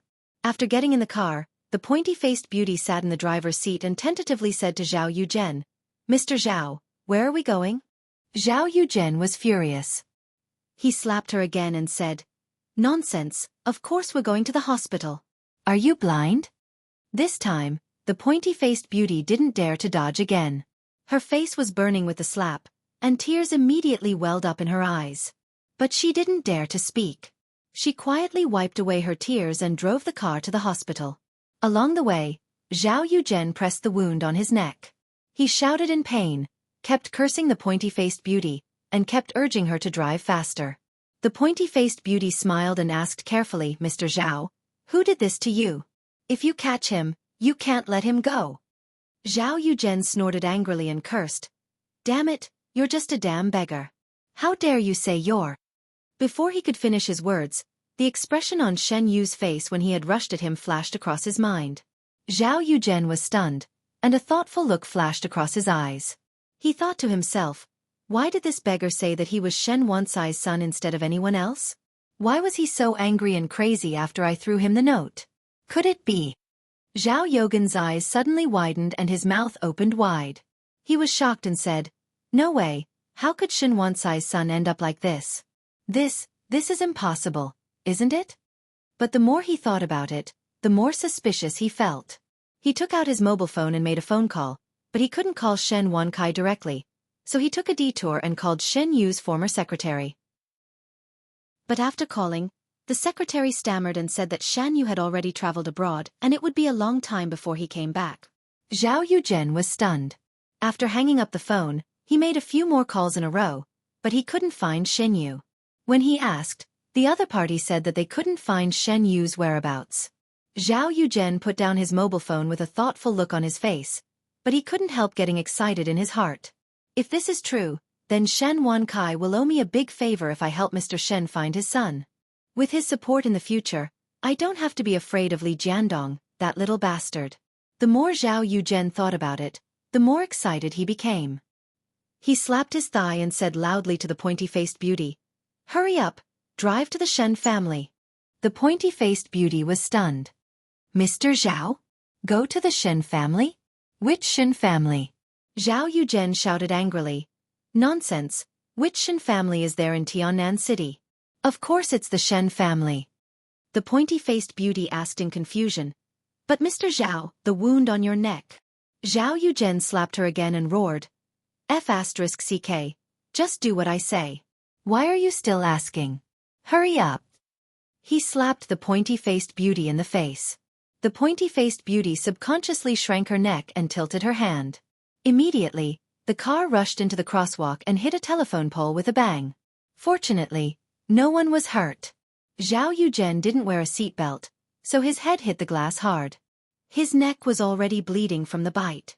With such a hit, the blood vessels in his neck suddenly burst, and a lot of blood flowed out. He passed out. The pointy-faced beauty was wearing a seatbelt, so she was fine. However, she was so scared by the scene in front of her that her mind went blank. She knew that Zhao Yuzhen would beat her if he was not careful. Now that she had caused such a big trouble, wouldn't Zhao Yuzhen kill her? The pointy-faced beauty tried to feel Zhao Yogan's breath, but found that he was not breathing at all. This scared her out of her wits. In a panic, she immediately drove away crazily. At this time, she didn't dare to go to the Xin family, nor did she dare to go to the hospital. She drove back to the golden house that Zhao Yuzhen had prepared for her. When she returned to her residence, she parked the car in the garage. She made a phone call while crying. After a while, a round-faced beauty came to her house. It was a sister who had served Zhao Yuzhen with her in the past. She was also his mistress. As soon as the pointy-faced beauty saw her sister, she immediately hugged her and burst into tears. The round-faced beauty quickly comforted her in a low voice. After asking her what had happened, she thought for a while with a frightened look. Then, she gritted her teeth and whispered a few words in the pointy-faced beauty's ear. The pointy-faced beauty was so scared that her face turned pale. "It's illegal." The round-faced beauty gritted her teeth and said, "No one will find out in a few days. When we sell all the bastards' things, we will run away. They won't be able to find us." The pointy-faced beauty looked at Zhao Yuzhen in panic. "But what if he can still be saved?" The round-faced beauty gritted her teeth and said, "Haven't you been beaten by him enough? Do you still want to live like this?" The pointy-faced beauty remembered that Zhao Yuzhen had beaten her regardless of the occasion and time. She suddenly became angry and dared to do so. With a ferocious look on her face, she nodded to her sister. After they made up their minds, they stayed up late at night, trembling with fear. Then they drove Zhao Yuzhen out of the city and to a remote riverside. They put Zhao Yuzhen in a sack, stuffed a few big and heavy stones into the sack, and tied the sack tightly with a strong rope. The two men laboriously carried the sack to the riverside and threw it hard. With a splash, Zhao Yuzhen, who was in the sack, suddenly woke up as if he knew that he was going to die. He struggled and screamed crazily. But it was too late. As soon as he struggled, his body slowly sank into the water. With his life and Shen Yu's secret, he disappeared from this world forever. The pointy-faced beauty and the round-faced beauty didn't expect that Zhao Yuzhen was still alive. They were scared out of their wits and quickly drove away from the scene. They didn't know how big of a disaster they had caused by sinking their corpses into the sea this time. Just as Zhao Yuzhen was half drowned by his little sweetheart and died with a grievance, an unexpected guest suddenly came to Li Yundong's hotel room. Chapter 671. After saying goodbye to Zhang Zhixuan, Li Yundong returned to the hotel where he was staying. He hung a "Do Not Disturb" sign on the door of his room early and began to meditate in his room. Soon. But when he opened his eyes, he suddenly found a rather thin figure standing in his room. This person was wearing a white gown and a small black hat. It was Zhang Zhixuan. Li Yundong was shocked. He quickly got up and bowed. "Zhenren Zhang, may I ask why you are visiting me so late at night?" Zhang Zhixuan waved his hand with a smile and said, "Zhenren Li, you don't have to be so polite. Sit down and talk." Li Yundong laughed and politely pointed to a chair in the room. "Zhenren Zhang, please sit down." After Zhang Zhixuan sat down, he took out 8 thread-bound books that were as thick as his pinky finger from his sleeve like a magic trick. He held the 8 books in both hands and said, "Zhenren Li, I came here late tonight for nothing else but to exchange pointers with you." Li Yundong was stunned. He took the 8 books and glanced at them. He saw a few big white words written on them. Vajra longevity skill. Li Yundong asked curiously, "Zhenren Zhang, this is?" Zhang Zhixuan laughed and said, "These are some of my experiences in the past 80 years of cultivation. Please give me more advice, Zhenren Li." Li Yundong was surprised and confused. He thought to himself, this Zhenren Zhang Zhixuan is really strange. Who would come to someone else's room in the middle of the night to offer a book? Moreover, why did he give it to me instead of others? This should be his 80 years of hard work, right? Why did he give it to a stranger for no reason? Zhang Zhixuan seemed to have guessed what Li Yundong was thinking. He laughed and said, "Zhenren Li, you don't have to worry. Listen to me. If you understand, you will know why I came to visit you so abruptly." Li Yundong calmed down and said, "Please enlighten me, Zhenren Zhang." Zhang Zhixuan waved his hand and said, "I don't dare to enlighten you. Zhenren Li, I was born in 1912. At that time, the Revolution of 1911 ended and the Republic of China was established. After that, I experienced the National Protection War, the Law Protection War, the Warlord War, the Kuomintang War, the Anti-Japanese War, and the Liberation War. Until today, it can be said that I have spent half my life in the flames of war. Do you know what I felt the most during the war? Li Yundong looked at the old Taoist elder in front of him with some respect. He shook his head and said, I don't know. Zhang Zhishuan sighed and said, in this era of war, my biggest feeling is that human life is really worthless. At that time, the whole world seemed to have gone crazy. Everyone was killing each other. No one believed in Tao, and no one cultivated. All the cultivation sects fell into a terrible disaster. In this calamity, countless cultivation manuals were either lost or burned. The essence of our Taoism has almost been lost. How regrettable! But when the war finally ended, do you know what I lamented the most? Li Yunyang thought for a moment and said tentatively, are you lamenting that although the war is over, the Hua cultivation world has been completely destroyed? No one knows Taoism and no one cultivates Taoism? Zhang Zhishuan opened his mouth wide and looked at Li Yundong as if he had met a bosom friend. He slapped his thigh and said excitedly, that's right. I told you that my eyes couldn't have been wrong about Zhenren Li. But my 2 disciples didn't believe me. Li Yundong laughed and said, Zhenren Zhang, you flatter me. I'm just a junior in the cultivation world. Zhang Zhishuan smiled and continued, from the early 1950s to the end of the 1980s, I had been cultivating in seclusion and didn't care about the affairs of the world. But later, the country reformed and opened up, and gradually let go of the control of the cultivation world. I saw that the cultivation world had declined to the extreme, and all kinds of cultivation methods were mixed up, and it was difficult to distinguish the true from the false. Therefore, I came out of seclusion and taught everyone my lifelong experience, the 8-part Vajra skill and the longevity skill. So, Zhenren Li, don't think that what you have in your hand is a secret. In fact, this is a Taoist classic that anyone can buy and learn. It's not a great thing, haha. Li Yundong naturally didn't believe what Zhang Zhishuan had said. This was just something that could be bought everywhere. Zhang Zhishuan was laughing at himself. What kind of decline does the cultivation world have to be for such a Taoist master to say such a thing? Li Yundong said with awe, Zhenren Zhang, to tell you the truth, I used to have similar thoughts as you, but today I know that I'm not alone. Zhang Zhishuan laughed and said, I might as well tell you the truth.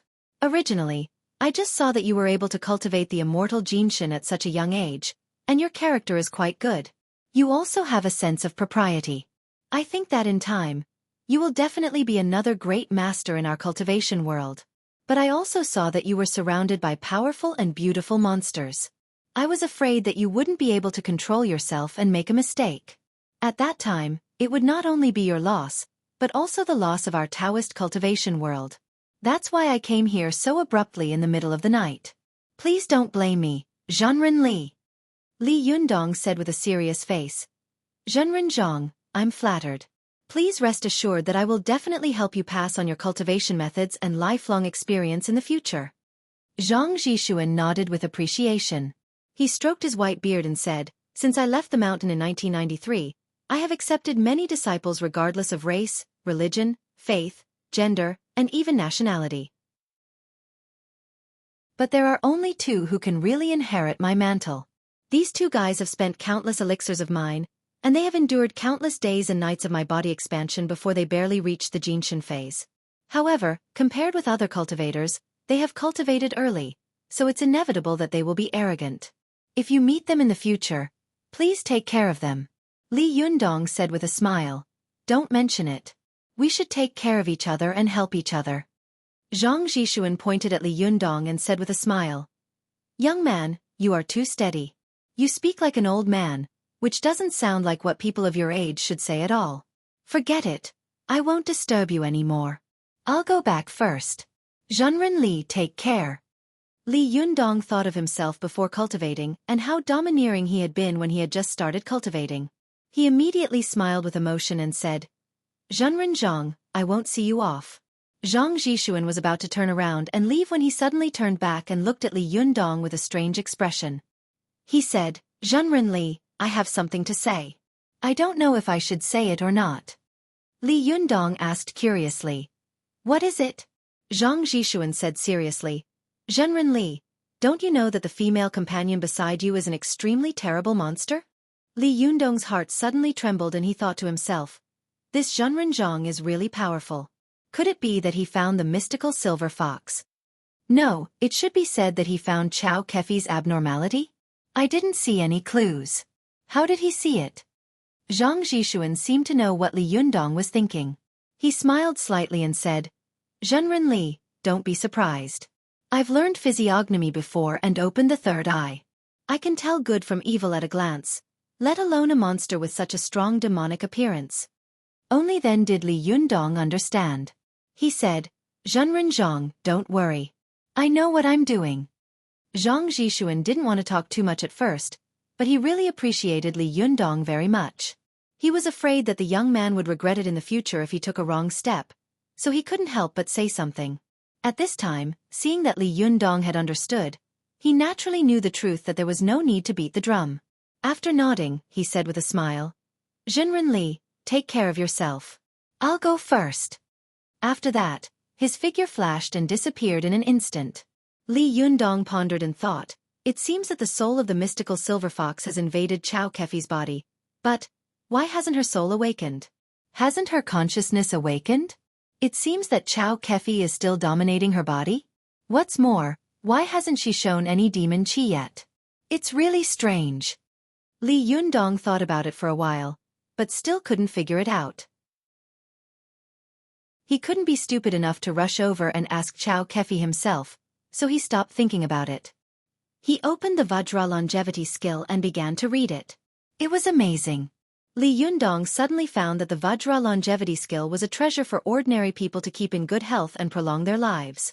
For a great cultivator like him, it was also a secret skill that would benefit a lot from it. Li Yundong read very fast and had a photographic memory. When dawn broke, he had already finished reading the outer 8 parts of the Vajra cultivation skill and the last volume of the inner 8 parts of the longevity skill. After reading it, he covered the book and thought deeply, as if he had understood something. In his opinion, the Vajra longevity technique could be said to be a secret and outstanding technique of his country's Taoism. The 8 parts of the Vajra technique were yang, hardness, exterior, manifestation, separation, fire, qian, body, hotian, and foundation. The longevity technique was yin, softness, interior, concealment, ridge, water, kuan, spirit, xiantian, and superior. If one practiced the Vajra longevity skill at the same time, it would be a combination of the inside and the outside, the combination of hardness and softness, the combination of qian and kuan, the combination of the innate qi and the acquired qi of the 5 grains and water in the internal organs. If one practiced it for a long time, one could reach the realm of oneness of heaven and man and void in action. Li Yundong was also a great master who had read all the Taoist classics. Naturally, he was a person who knew what was good and what was bad, especially some places that ordinary people seemed to pass by. He chewed them over and over again, stopped to think deeply, and understood something. In particular, Li Yundong had now officially entered the realm of oneness of heaven and man. He had reached the realm of the immortal golden body, and was advancing towards the realm of the immortal golden body. And now he was a little sleepy. How could he reach the realm of the immortal golden body? But as soon as he was sleepy, someone immediately sent him a pillow. This was really a pie falling from the sky. A good thing that he didn't even dare to think about. The Vajra longevity skill that Li Yundong had read before had mentioned that the realm of the immortal golden body corresponded to oneness of heaven and man, and the realm of the immortal golden body corresponded to void in action. In Li Yundong's opinion, what was void in action? It meant that the spirit and body of a cultivator had reached a high degree of unity, and the perfect coordination between the small universe of the human body and the big universe of heaven and earth had been realized. The heaven and earth were the human body, and the human body was the heaven and earth. At this time, the spiritual energy of a cultivator had reached an incredible level. Not only could their minds and divine senses begin to challenge the power of heaven, but they could even travel in the universe. In the process of traveling in the universe and searching for the true self, the state that the cultivator's body felt was void in action. The more Li Yundong thought about it, the more excited he became.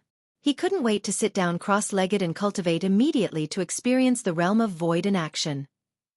But he knew that he couldn't meditate at this time, because this kind of void in action meditation could not predict when he would wake up. If there was no protector by his side, the consequences would be unimaginable.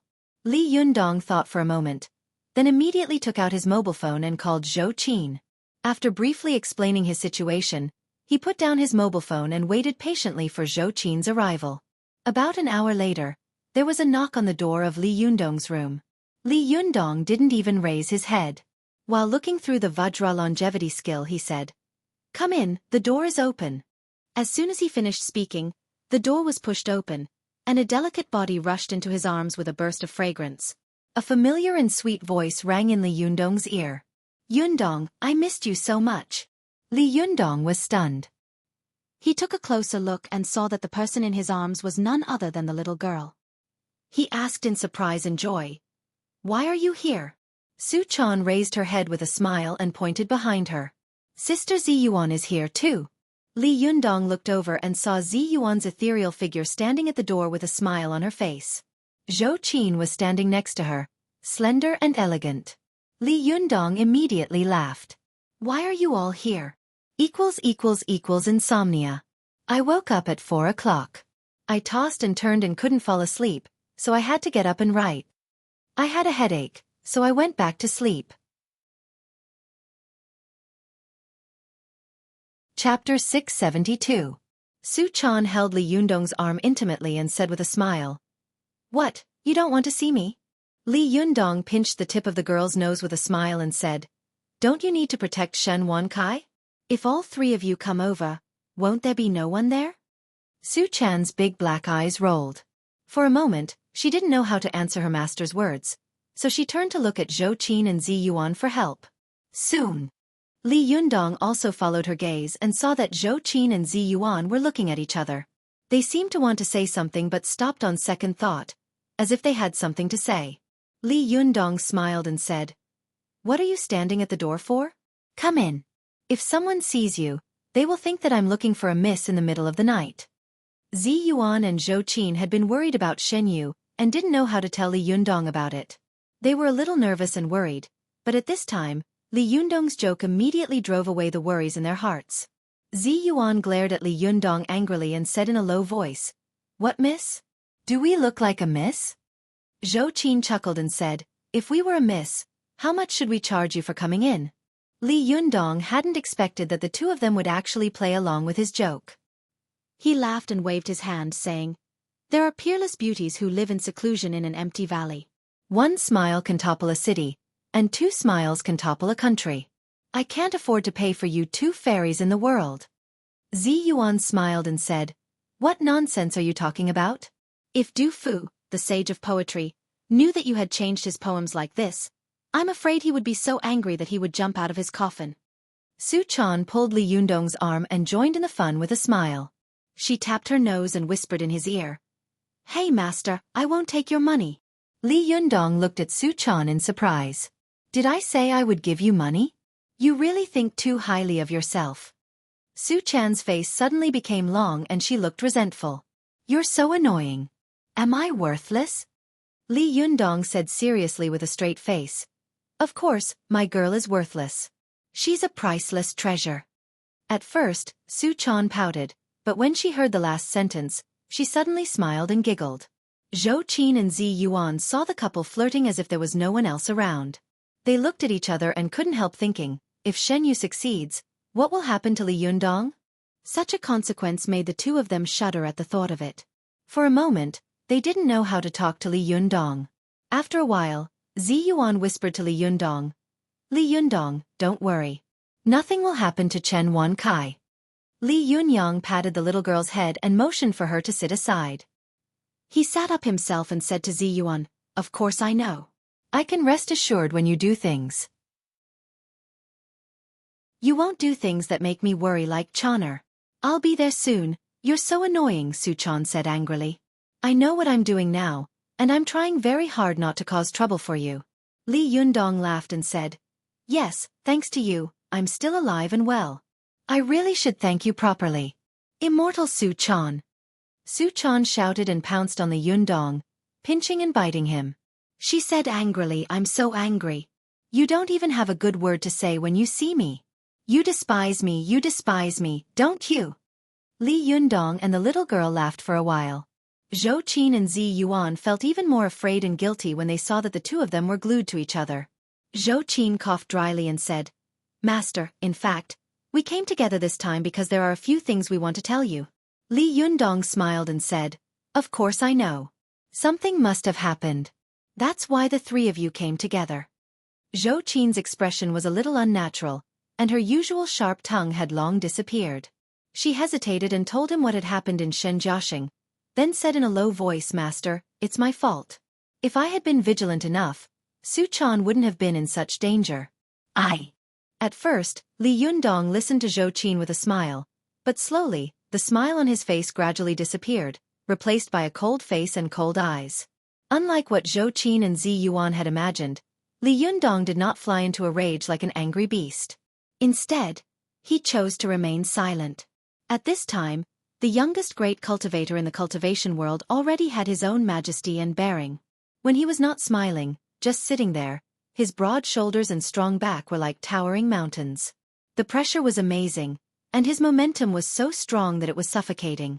Others did not dare to take a breath at all. It could be said that Zhou Qin and Zi Yuan had watched Li Yundong grow from a domineering and cheerful little boy to what he was today. Little by little, he had evolved into the Li Yundong that he was today. However, the longer they got along with him, the more they respected him. This kind of respect came from Li Yundong's brave and diligent cultivation, as well as his open and honest character and temperament. They didn't know when it had started, but in their hearts, Li Yundong was no longer a young and inexperienced little boy, but a great man who could carry the sky on his shoulders. Zhou Qin, who was not afraid of anything, looked at Li Yundong timidly. The abnormal behavior of the man she deeply loved in front of her made her a little nervous. She tentatively wanted to say something, but soon Li Yundong raised his hand and stopped her. He said in a deep voice, "Where is Shen Yu? Where is he?" As soon as Li Yunyang spoke, both Zi Yuan and Zhou Qin breathed a sigh of relief. Zi Yuan took over the conversation and said, "Zhou Qin also went to look for Shen Yu's whereabouts before, but he suddenly disappeared."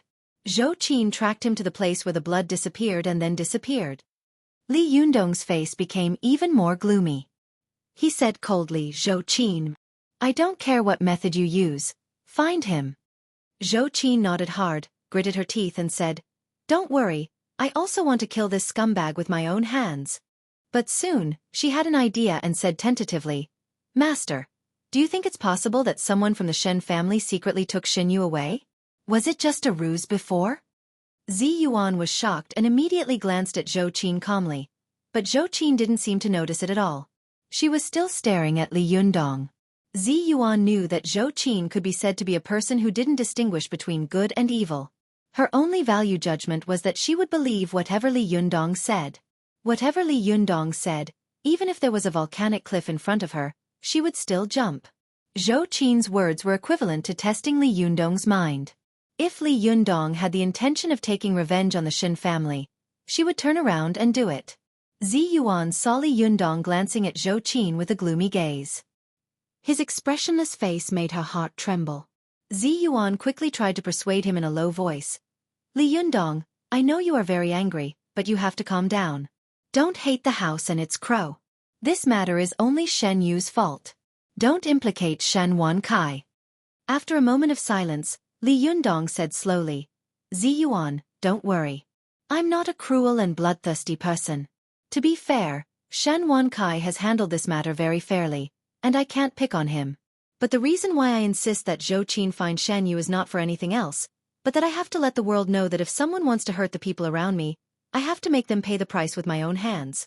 If others insult me, bully me, curse me or hate me, I will just treat it as a fleeting cloud and wave my hand." As he said this, Li Yundong's eyes narrowed and he said with a murderous look, "But if someone dares to touch a hair on the people around me, I will definitely kill them. Otherwise, if this kind of thing happens once, there will be a second time, and then there will be a third time. In the future, if these things happen to you, what do you want me to do?" Zhou Qin's expression changed when she heard this, and her heart couldn't help pounding. She thought, "The people around me that Master mentioned, are they also including me?" Zi Yuan's heart also skipped a beat, but she quickly covered up her momentary loss of composure by touching her ear. After calming down, she smiled slightly and said, "As the saying goes, Bodhisattva's heart can be shown with thunderous means. What you said is also very reasonable. However, I don't know where Shen Yu is now.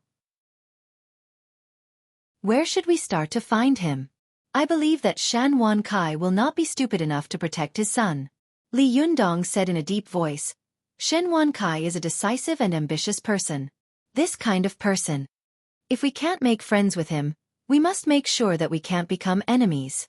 If we become enemies, we must make sure that we destroy this kind of enemy as soon as possible. Otherwise, there will be endless troubles in the future. Zhou Qin said softly, Master, I think you can really consider taking Shen Wankai for your own use. No matter how you look at it, if he is on our side, he will be a great help to us. Li Yundong didn't comment. After he was silent for a while, Su Chan, who had been silent all this time, carefully pulled on Li Yundong's sleeve. She leaned over and whispered in Li Yundong's ear, Master, don't be angry. I'm fine, aren't I? I'll be careful in the future. I won't eat anything that's not cooked for me. In this way, nothing will happen. Okay. Li Yundong's gloomy face finally broke into a smile. Hey, are you hinting that I should cook for you for the rest of my life? Su Chan smiled so widely that her eyes narrowed into a line. Okay, I like the food cooked by Yundong the most. Li Yundong couldn't help laughing. He pinched the flesh on the girl's cheek and said, when can you make me less worried? Su Chan held Li Yundong's arm tightly. She rested her chin on Li Yundong's shoulder and whispered, I know. I will be very careful in the future. I don't want to see you angry either. You were so scary just now. I was so scared that I didn't dare to breathe. Li Yundong tilted his head and looked at her. He said with a smile, Are you afraid to see me angry? Do you dislike me? Su Chan giggled and held Li Yundong's arm tighter and tighter. No, although I was a little scared of you just now, I'm very happy to see you so worried about me. No matter what you become, I won't dislike you. Li Yundong's heart was filled with warmth. He looked at Su Chan and smiled gently. Yes, no matter what you become, I will never turn my back on you. This is what we agreed on. The two of them were intimate for a while, as if there was no one else around. Li Yundong heard Zhou Qin cough next to him. Only then did he remember that there were two spectators next to him.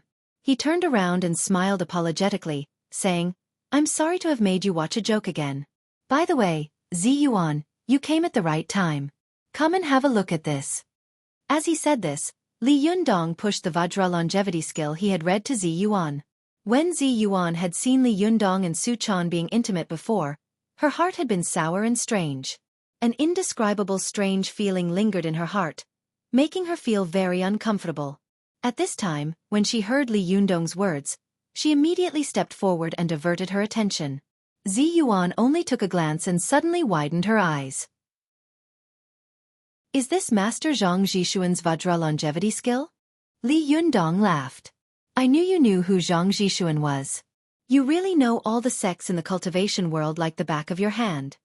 Ziyuan looked at Li Yundong in surprise. You don't know Master Zhang Zhishuan? Li Yundong laughed dryly.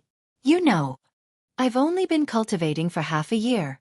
How could I know so many cultivators? If I hadn't met him yesterday, I wouldn't have known that there was such a person in this world. Ziyuan shook her head in disbelief. Master Zhang Zhishuan is one of the few old elders in the cultivation world of our Hua Taoist family. He is also a great cultivator recognized by the state. He used to be the people's representative of Baoji County in Shaanxi Province, the president of the National Taoist Association, the president of the Five Thunder Mountain Taoist Association in Hunan Province, and the executive director of the National Taoist Association. Zhou Qin was born in the officialdom, so she was particularly sensitive to these things.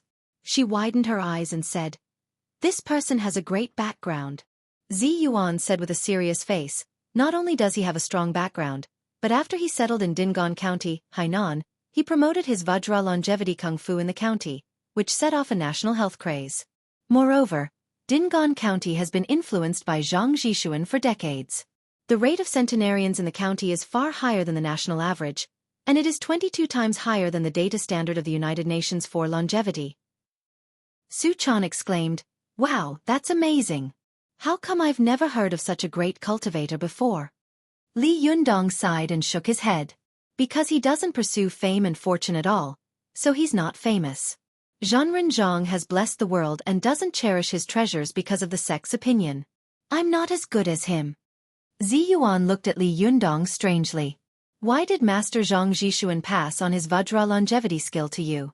Although Master Zhang Zhishuan has never cherished his treasures, and the Vajra longevity skill has been passed on to many disciples, this is the first time I've heard of him giving a book version of the Vajra longevity skill to others.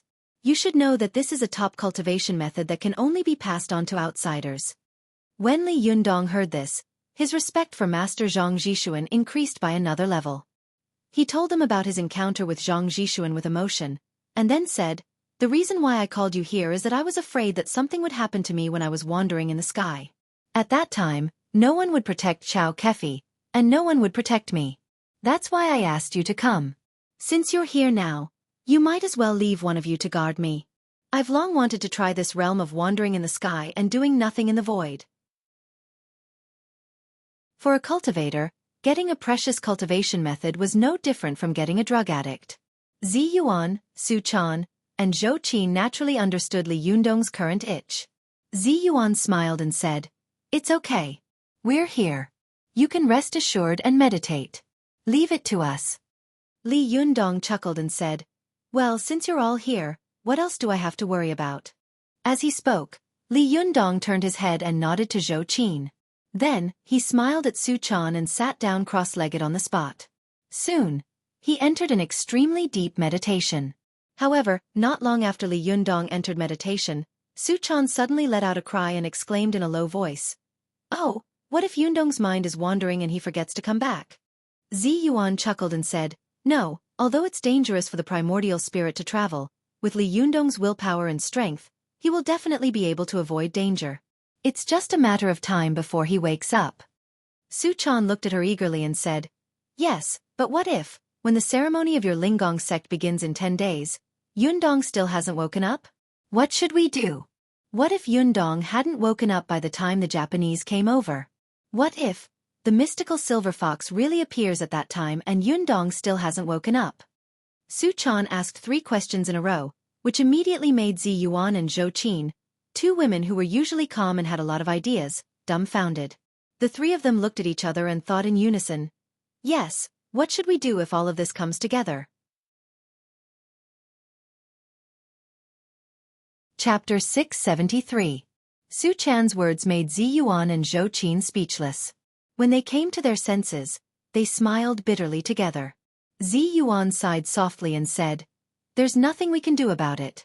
When my master used to be in meditation, sometimes he would wake up in a day or 2, and sometimes he wouldn't wake up for a month or 2.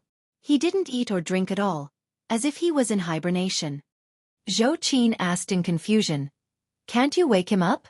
Just like the last time my master was lost in the spirit space, you went into the spirit space and brought him out?" Zi Yuan shook her head and said, "No, the spirit space is different from the spirit space.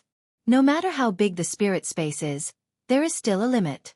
The 3,000 small worlds in the burning thumb pot can be found one by one, but it will take a lot of time.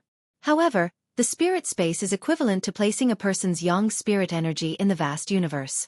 At this time, a person is inconceivably small, and the universe is vast and boundless.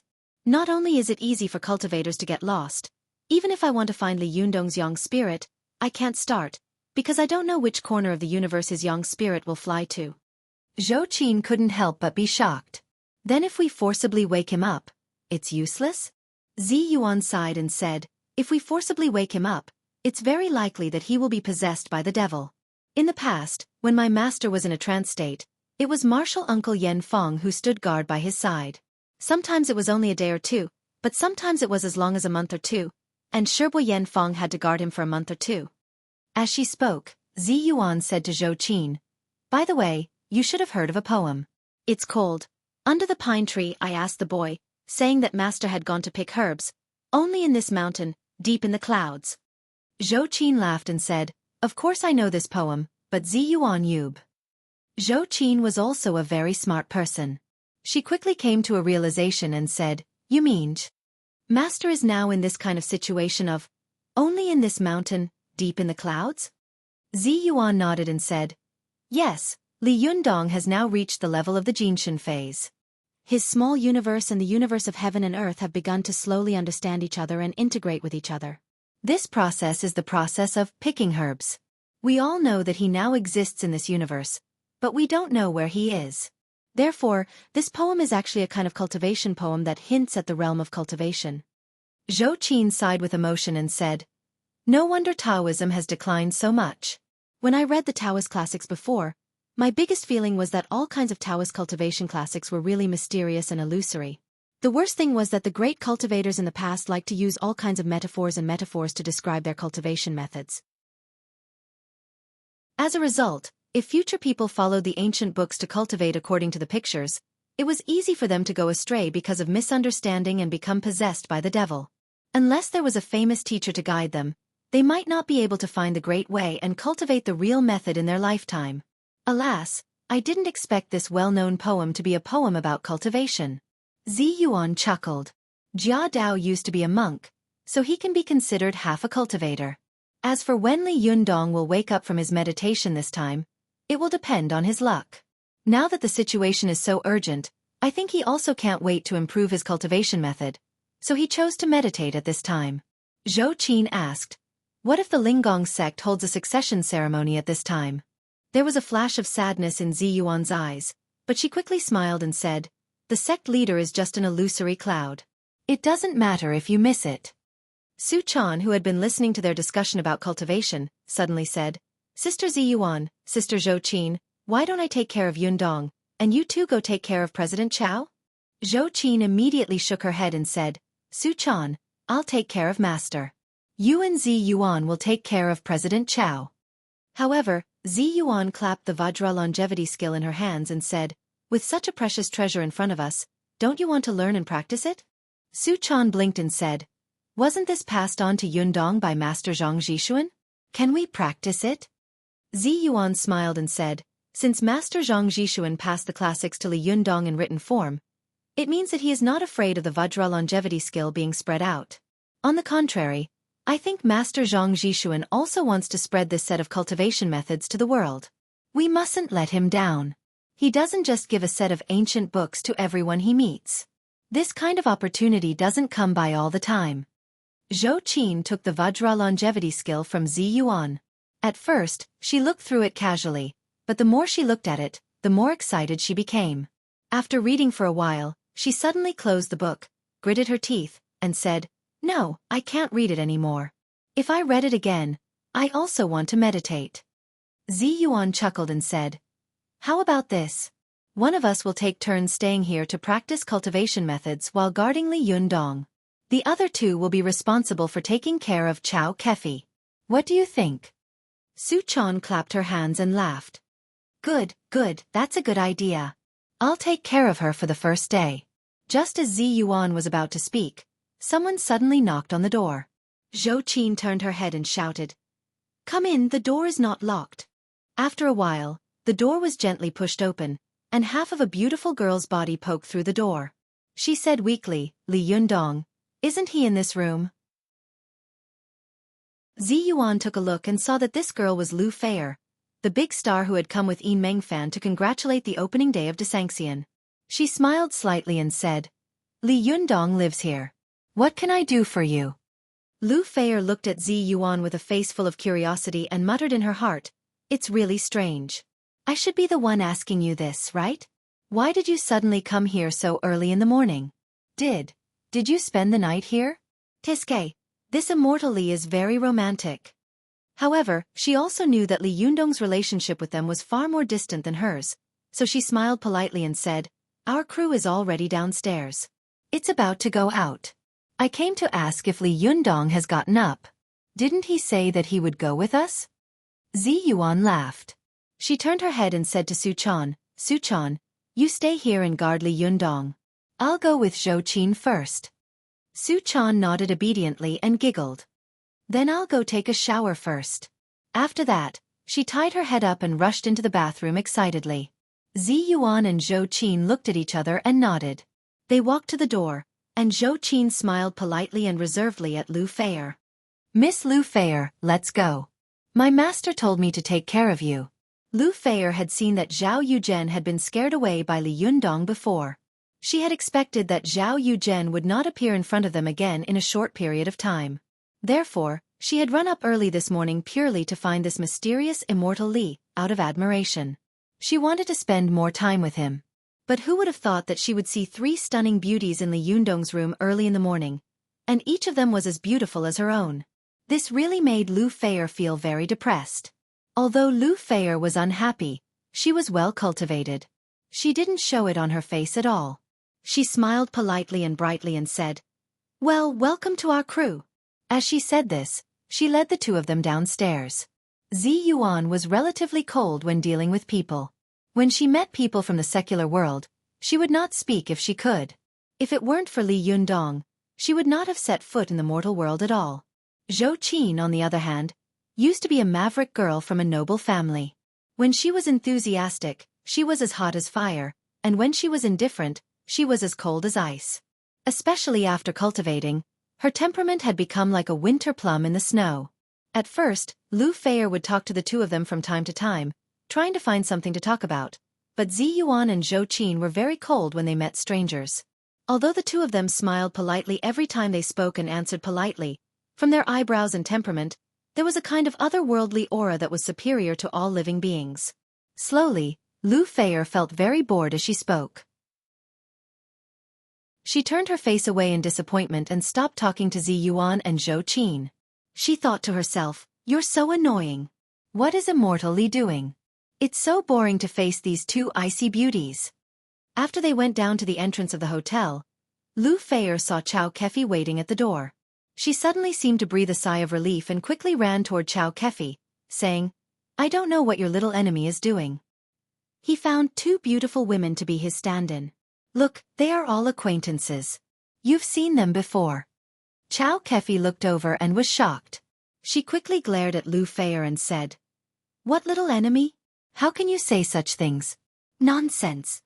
She hurried over to Xueqi and shook hands with her with a smile. It turns out that the eldest daughter of the Zhou family has arrived. "Sorry for not going out to meet you." As she said this, she nodded politely to Zi Yuan and smiled. Xueqi smiled and shook hands with Xueqi, but she stared at Xueqi carefully for a while without saying anything. Xueqi touched her cheek in confusion. "Is there anything on my face?" Xueqi came to her senses and smiled. "It's nothing. I'm a little too happy to see you again, President Chow. However, President Chow, I haven't seen you for a while, and you've become more beautiful." Xueqi covered her mouth and laughed. "Really? Well, even if what you said is true, I'm really flattered to be praised by the eldest daughter of the Zhou family. Get in the car. It's about to leave." Xueqi smiled and let Xueqi and Lu Feier get in the car first. Then she turned to look at Zi Yuan in confusion and said in a low voice, "Hasn't the mystical silver fox been possessed yet?" Zi Yuan looked serious. Under the cover of her body, she quickly took out the glass mirror of heaven from her sleeve and touched the surface of the mirror with her hand. Then, Xueqi's figure quickly appeared on the surface of the mirror. Her figure was faintly floating with a few balls of light of different colors. After glancing at it, Zi Yuan quickly wiped her hand again and erased the picture on the mirror. Then, she hid the glass mirror of heaven. She said in a deep voice, "As I expected, the mystical silver fox has already been possessed. Now Xueqi has 2 souls and 4 spirits. In the past, she only had 1 soul and 2 spirits." Xueqi was shocked. "How did you know? Why can't I see it? Did you see it with the glass mirror of heaven?" Zi Yuan said in a low voice, "Every sect has some secrets. I heard that the secret of the Chuanjian dragon sect is the emperor's physiognomy. They can infer a person's fate through the skill of physiognomy. And the secret of the Xueqi school is the qi gazing technique. Whether it's the heaven qi, earth qi, mountain qi, water qi, human qi, dragon qi, 5 elements qi, or wealth qi, the great cultivators of the Xueqi school can see through them at a glance. That's why Master Zhang of the Xueqi school chose Mount Longhu, the best cultivation place in the world." Xueqi asked curiously, "What about your Lingong sect?" Zi Yuan smiled proudly and said, "Our Lingong sect is good at the secret method of sound transmission and the art of identifying souls. In fact, this is also a disguised derivation of the qi gazing technique of the Xueqi school, because the stronger a person's soul is, the stronger his aura will be, and the more prosperous the aura that can be reflected will be. At that time, Xueqi's aura was incredibly weak, so I deduced that her soul might be incomplete. Later, after secretly testing with the glass mirror of heaven, I confirmed this. Xueqi said, but, if the mystical silver fox has already possessed Xueqi, why didn't she show it at all just now?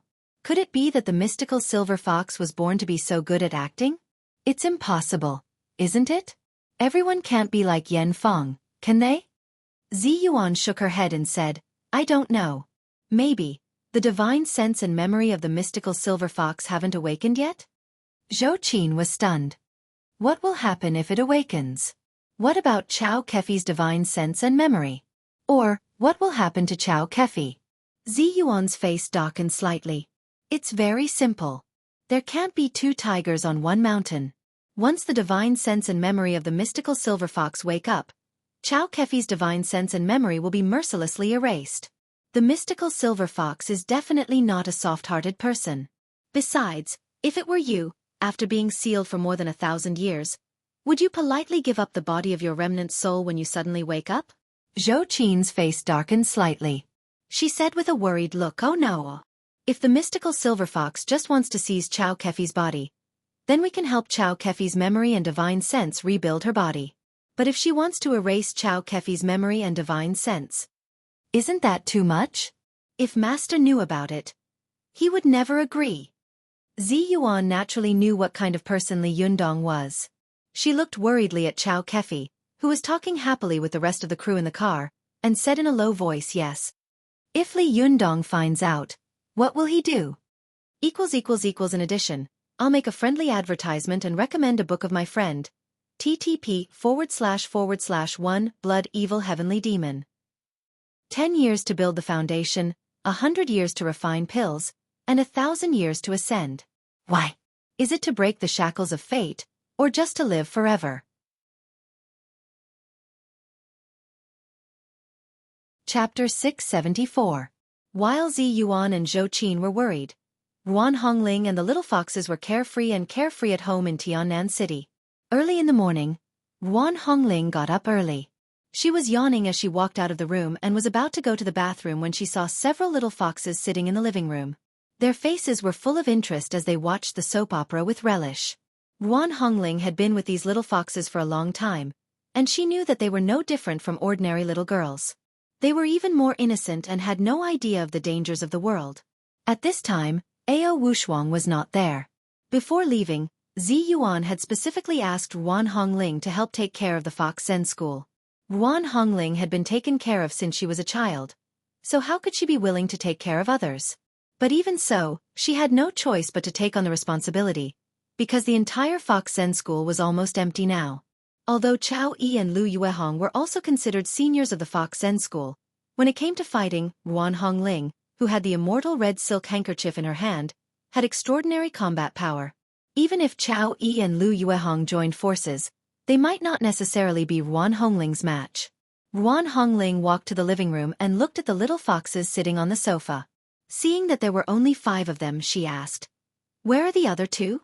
One of the little foxes didn't even raise her head. She pointed to the bathroom behind her and said, "They're inside." Ruan Hongling nodded and walked to the bathroom. Just as she was about to push the door open and go in, she heard Ling Yu's clear voice coming from inside. She said angrily, "Hey, stop touching. You've touched the top and the bottom, and all the hair has fallen off. Such a tender skin has been touched by you. What do you want me to do?" When Ruan Hongling heard this, she suddenly became alert, and her drowsiness disappeared without a trace. She suddenly opened her eyes wide and thought to herself, "No way, what is Ling Yu doing in there? Could it be that as soon as Li Yundong left and Shiji left, she's..." Even though Ruan Hongling had a fiery disposition and abhorred evil, she was still a virgin girl after all. When she thought of something shameful, she was simply unable to restrain the embarrassment, and her face blushed from the tip of her ears to the tip of her neck, causing her heart to be filled with both anger and rage. What a scandal! It was still early in the morning, and he was doing it here. Ruan Hongling was furious. She pushed open the door of the bathroom and rushed in. She shouted, "Bastards, if you want to be slutty, why don't you find a place? Why are you here?" But before she could finish her words, she saw Ling Yu and a little fox standing in front of the sink. There was a pool of peaches in the sink, and the little fox was holding a tender peach in her hand. A layer of skin had been rubbed off, and the crystal-clear juice was flowing out. She tilted her head and looked at herself in shock. Ling Yu looked at Wan Hongling in confusion and asked, "Sister Hongling, what's wrong with you? Why are you so excited? What are you talking about?" Wan Hongling's eyes widened. Her eyes scanned the bathroom like a radar, but she saw that the doors and windows were tightly shut. Apart from Ling Yu and the little fox, there was no one else inside. Wan Hongling's heart skipped a beat and she thought to herself, "Oh no, did I make a mistake?" Wan Hongling was extremely embarrassed. She stammered and said, "What were you talking about just now?" Ling Yu and the little fox were both shrewd and quickly reacted. They didn't reply. After they looked at each other, they began to laugh ambiguously. Their laughter was very sneaky, and it was very hateful. Wan Hongling was so angry that she glared at them. She bit the bullet and said, "I'm asking you, what were you talking about just now? What do you mean by touching the top and bottom? What do you mean by losing hair and running water? How can you say such vulgar words?" Ling Yu and the little fox couldn't help but burst into laughter. They laughed so hard that they swayed back and forth. Ling Yu picked up a peach from the sink and said with a smile, "That's right. I touched the top and bottom of this peach. If I touch it too much, won't it lose hair and run water?" After that, the two of them couldn't help but laugh again. The laughter of Ling Yu and the little fox made Wan Hongling want to find a crack in the ground and hide in it. She was so embarrassed that her face and neck turned red. She stamped her feet and rushed out. Without saying a word, she rushed into her room and burrowed into the quilt like an ostrich. She covered her burning cheeks and pounded on the bed angrily. Damn it, these two girls must have done it on purpose. They're too hateful. After a while, Wan Hongling heard another burst of laughter coming from outside the door. It was obvious that Ling Yu had told the other little foxes what had happened just now, making them laugh. Wan Hongling was so angry that tears were about to fall from her eyes. She had never suffered such humiliation before. Bastards, bastards, a bunch of bastards. Wan Hongling gritted her teeth and cursed in a low voice. But just as she was getting angry out of shame, she suddenly heard a shout from outside the door. "Sister Hongling." Wan Hongling was so ashamed and angry that she didn't want to answer them. She stuffed her ears with a pillow and said in a low voice, "I don't want to hear it. I can't hear it. I can't hear it." Although the little fox's kung fu was not good, they were, after all, little spirits. It didn't take long for their shouts to not weaken. Instead, they became clearer and clearer in Wan Hongling's ears. Wan Hongling was furious. She suddenly sat up from the bed and roared, "What are you shouting for? Wake up!" Wan Hongling's loud shout made the little fox's shouts disappear. After a long time, Ling Yu's voice came in from the door weakly. "Sister Hongling, someone is looking for you." Wan Hongling thought of her previous embarrassing situation and said angrily, "Who's looking for me? Who would be looking for me at this time? I won't see anyone. Get out of here." As soon as Wan Hongling's voice fell, she heard a low and angry snort. "Humph, how domineering and powerful. Sure enough, you've been with evildoers for too long. Even your temper has grown." As soon as Wan Hongling heard this voice, she immediately sat up from the bed and rushed out of the door like a gust of wind. As soon as she opened the door, she saw the little fox in the living room looking at the door as if she was facing a formidable enemy. Ling Yu also grabbed her arm and whispered, "It's someone from the Xueqi school." Wan Hongling's heart trembled. She took a deep breath and looked at the door, only to see Zhou Ping of the Xueqi school standing there, holding a golden invitation in her hands and looking at her with a sneer. When Zhou Ping saw Wan Hongling coming out, she sneered, then turned around and left. Wan Hongling shouted, "Stop! What are you doing here?" Zhou Ping sneered and said, "Zhenren Wan, didn't you want to drive people away just now? Although I, Zhou Ping, am not a great person, I'm not a shameless person who won't leave even if others drive me away." After that, she stepped out of the door. Wan Hongling was shocked and uncertain, especially when she saw the golden invitation in Zhou Ping's hand and the fearless look on her face. She couldn't help but shout again, "Wait, what are you doing here? What's that in your hand?" Zhou Ping stopped, turned her head, and sneered, "Do you care? Since you care, why did you drive me away indiscriminately just now?" Wan Hongling was unwilling to talk about what had happened before, but she was also shy and couldn't bring herself to apologize, so she stiffened her neck and said, you can't leave. You can't leave until you've made things clear. Xueqi laughed and said, "What? Do you think you can make me stay?" Ruan Hongling was stunned when she heard this. Although she had the immortal cloud-red caltrop handkerchief in her hand, Xueqi was not easy to deal with. If the two of them fought, winning or losing was a small matter, but if the two sects officially broke up or even went against each other, it would be very bad. Especially when the inauguration ceremony of the Linggong sect was imminent. If something happened at this time, it would be really giving others a handle. Ruan Hongling was so angry that she couldn't say anything. Xueqi and Lu Yuehong had already come out when they heard the noise. The petite and beautiful Lu Yuehong glanced at Xueqi and said rudely, "If she's not enough, what about me?" Xueqi's eyes flashed with anger and she shouted, "Do you want to win by numbers?" Xueqi snorted coldly. "Win by numbers? This is the proud kung fu of the righteous sections. Wasn't it the same when you besieged our Fox Zen school?" Xueqi said angrily, "This is the grievance of our Zhengyi school. It has nothing to do with the evildoers of your Fox Zen school. If you know what's good for you, leave quickly." When the little foxes of the Fox Zen school heard her call them evildoers, even a clay figurine would get angry. What's more, the two sects had already formed a lot of enmity before. The little foxes suddenly became furious and cursed. "You're the evildoer. You kill people indiscriminately. If you're not an evildoer, what are you? You're a bad person. Get out. You're not welcome here. Shiji Ling Yu, you shouldn't have opened the door for such a person." However, Ruan Hongling had heard Xueqi's previous words. She suddenly had an idea and raised her hand, motioning for the little foxes to quiet down. She asked, "You said that this is a matter of our Zhengyi school? Are you here to Dabe? Is it because of the inauguration ceremony of the Linggong sect?" Xueqi sneered and said, "You're smart." Ruan Hongling's expression changed. She stretched out her hand and shouted, "Give me the golden invitation." Xueqi sneered. "Do you think you're invincible, Li? You want me to obediently hand it over with just a few words? Let me tell you, if you don't apologize today, don't even think about getting this golden invitation. If you have the ability, come and grab it." Ruan Hongling was so angry that her face turned pale. Ling Yu looked at Ruan Hongling apologetically and said softly, "Sister Hongling, I'm sorry. If it weren't for us." Ruan Hongling immediately interrupted her and said in a low voice, "It has nothing to do with you. The Zhengyi school has always liked to make trouble for us." Ruan Hongling took a deep breath and repeated in her heart as if she were hypnotizing herself, "A little impatience will spoil a great plan, and a little impatience will spoil a great plan." She calmed herself down, gritted her teeth, and said, "Zhenren Zhou, I'm really sorry for offending you just now. Please give me the golden invitation for the sake of us both being disciples of the Zhengyi school." When the little foxes saw Ruan Hongling lowering her head and apologizing, they immediately clamored, "Don't apologize. If you don't want the golden invitation, then don't. What's the big deal?"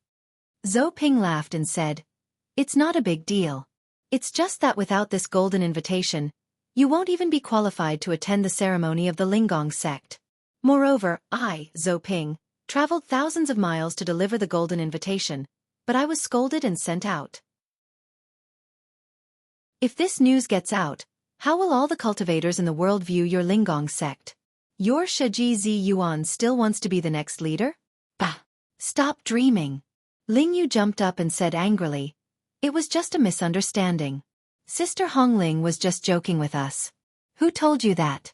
Don't think too highly of yourself." Xueqi was furious. "Is it your turn to speak here?" As she said this, she turned her head and glared at Ruan Hongling. "Ruan Hongling, are you determined to give up? Hurry up and take the golden invitation according to etiquette." Ruan Hongling felt extremely wronged and angry. She forced a smile, bent down, raised her hands, and said respectfully, "Please give me the invitation." Xueqi snorted coldly and glanced at Ruan Hongling. "That's more like it. Here, take it." After handing the golden invitation to Ruan Hongling, she glanced coldly at the other people of the Fox Zen school, smiled coldly, and turned her head to leave.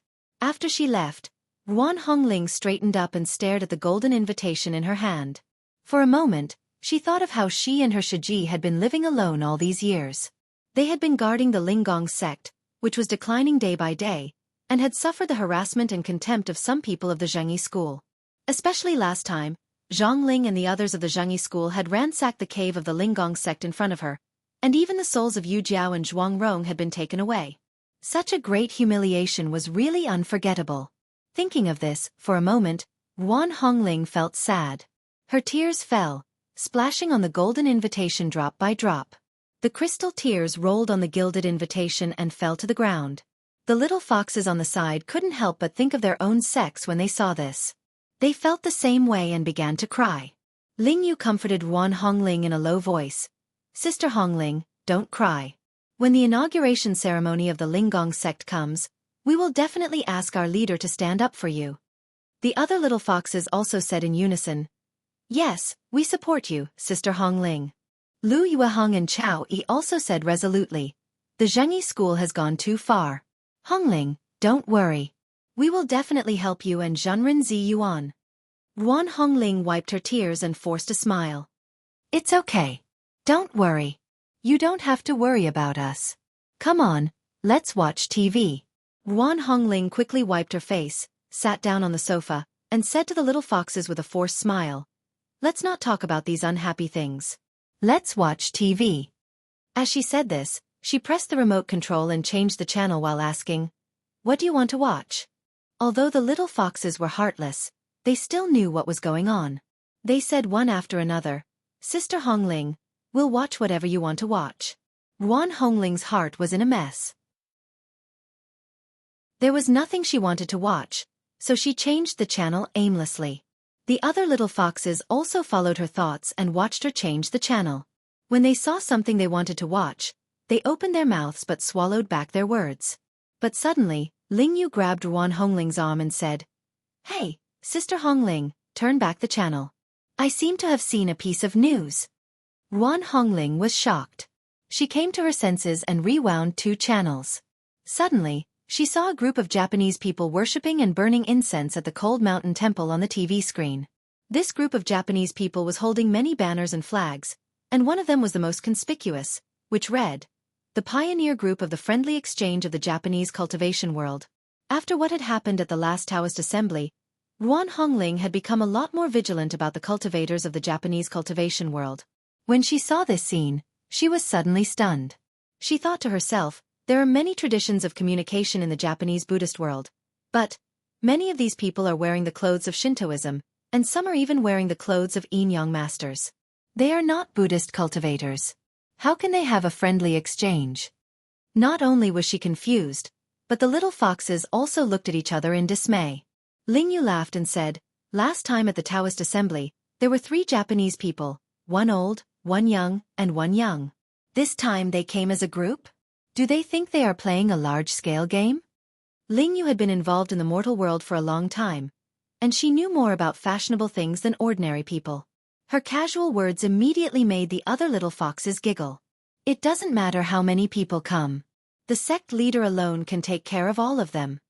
The little foxes said this casually, but it immediately made Wan Hongling's heart skip a beat. She thought to herself, why are the members of this group so complicated? Why didn't they come earlier or later? Why did they choose this time? What does it mean to be a pioneer group? Is there a successor group? Why did they collectively rush to our country at this time? You're tuning in to the Xueqi's Martial Arts Saga YouTube channel. Don't forget to subscribe and join us on this journey to catch the most captivating stories.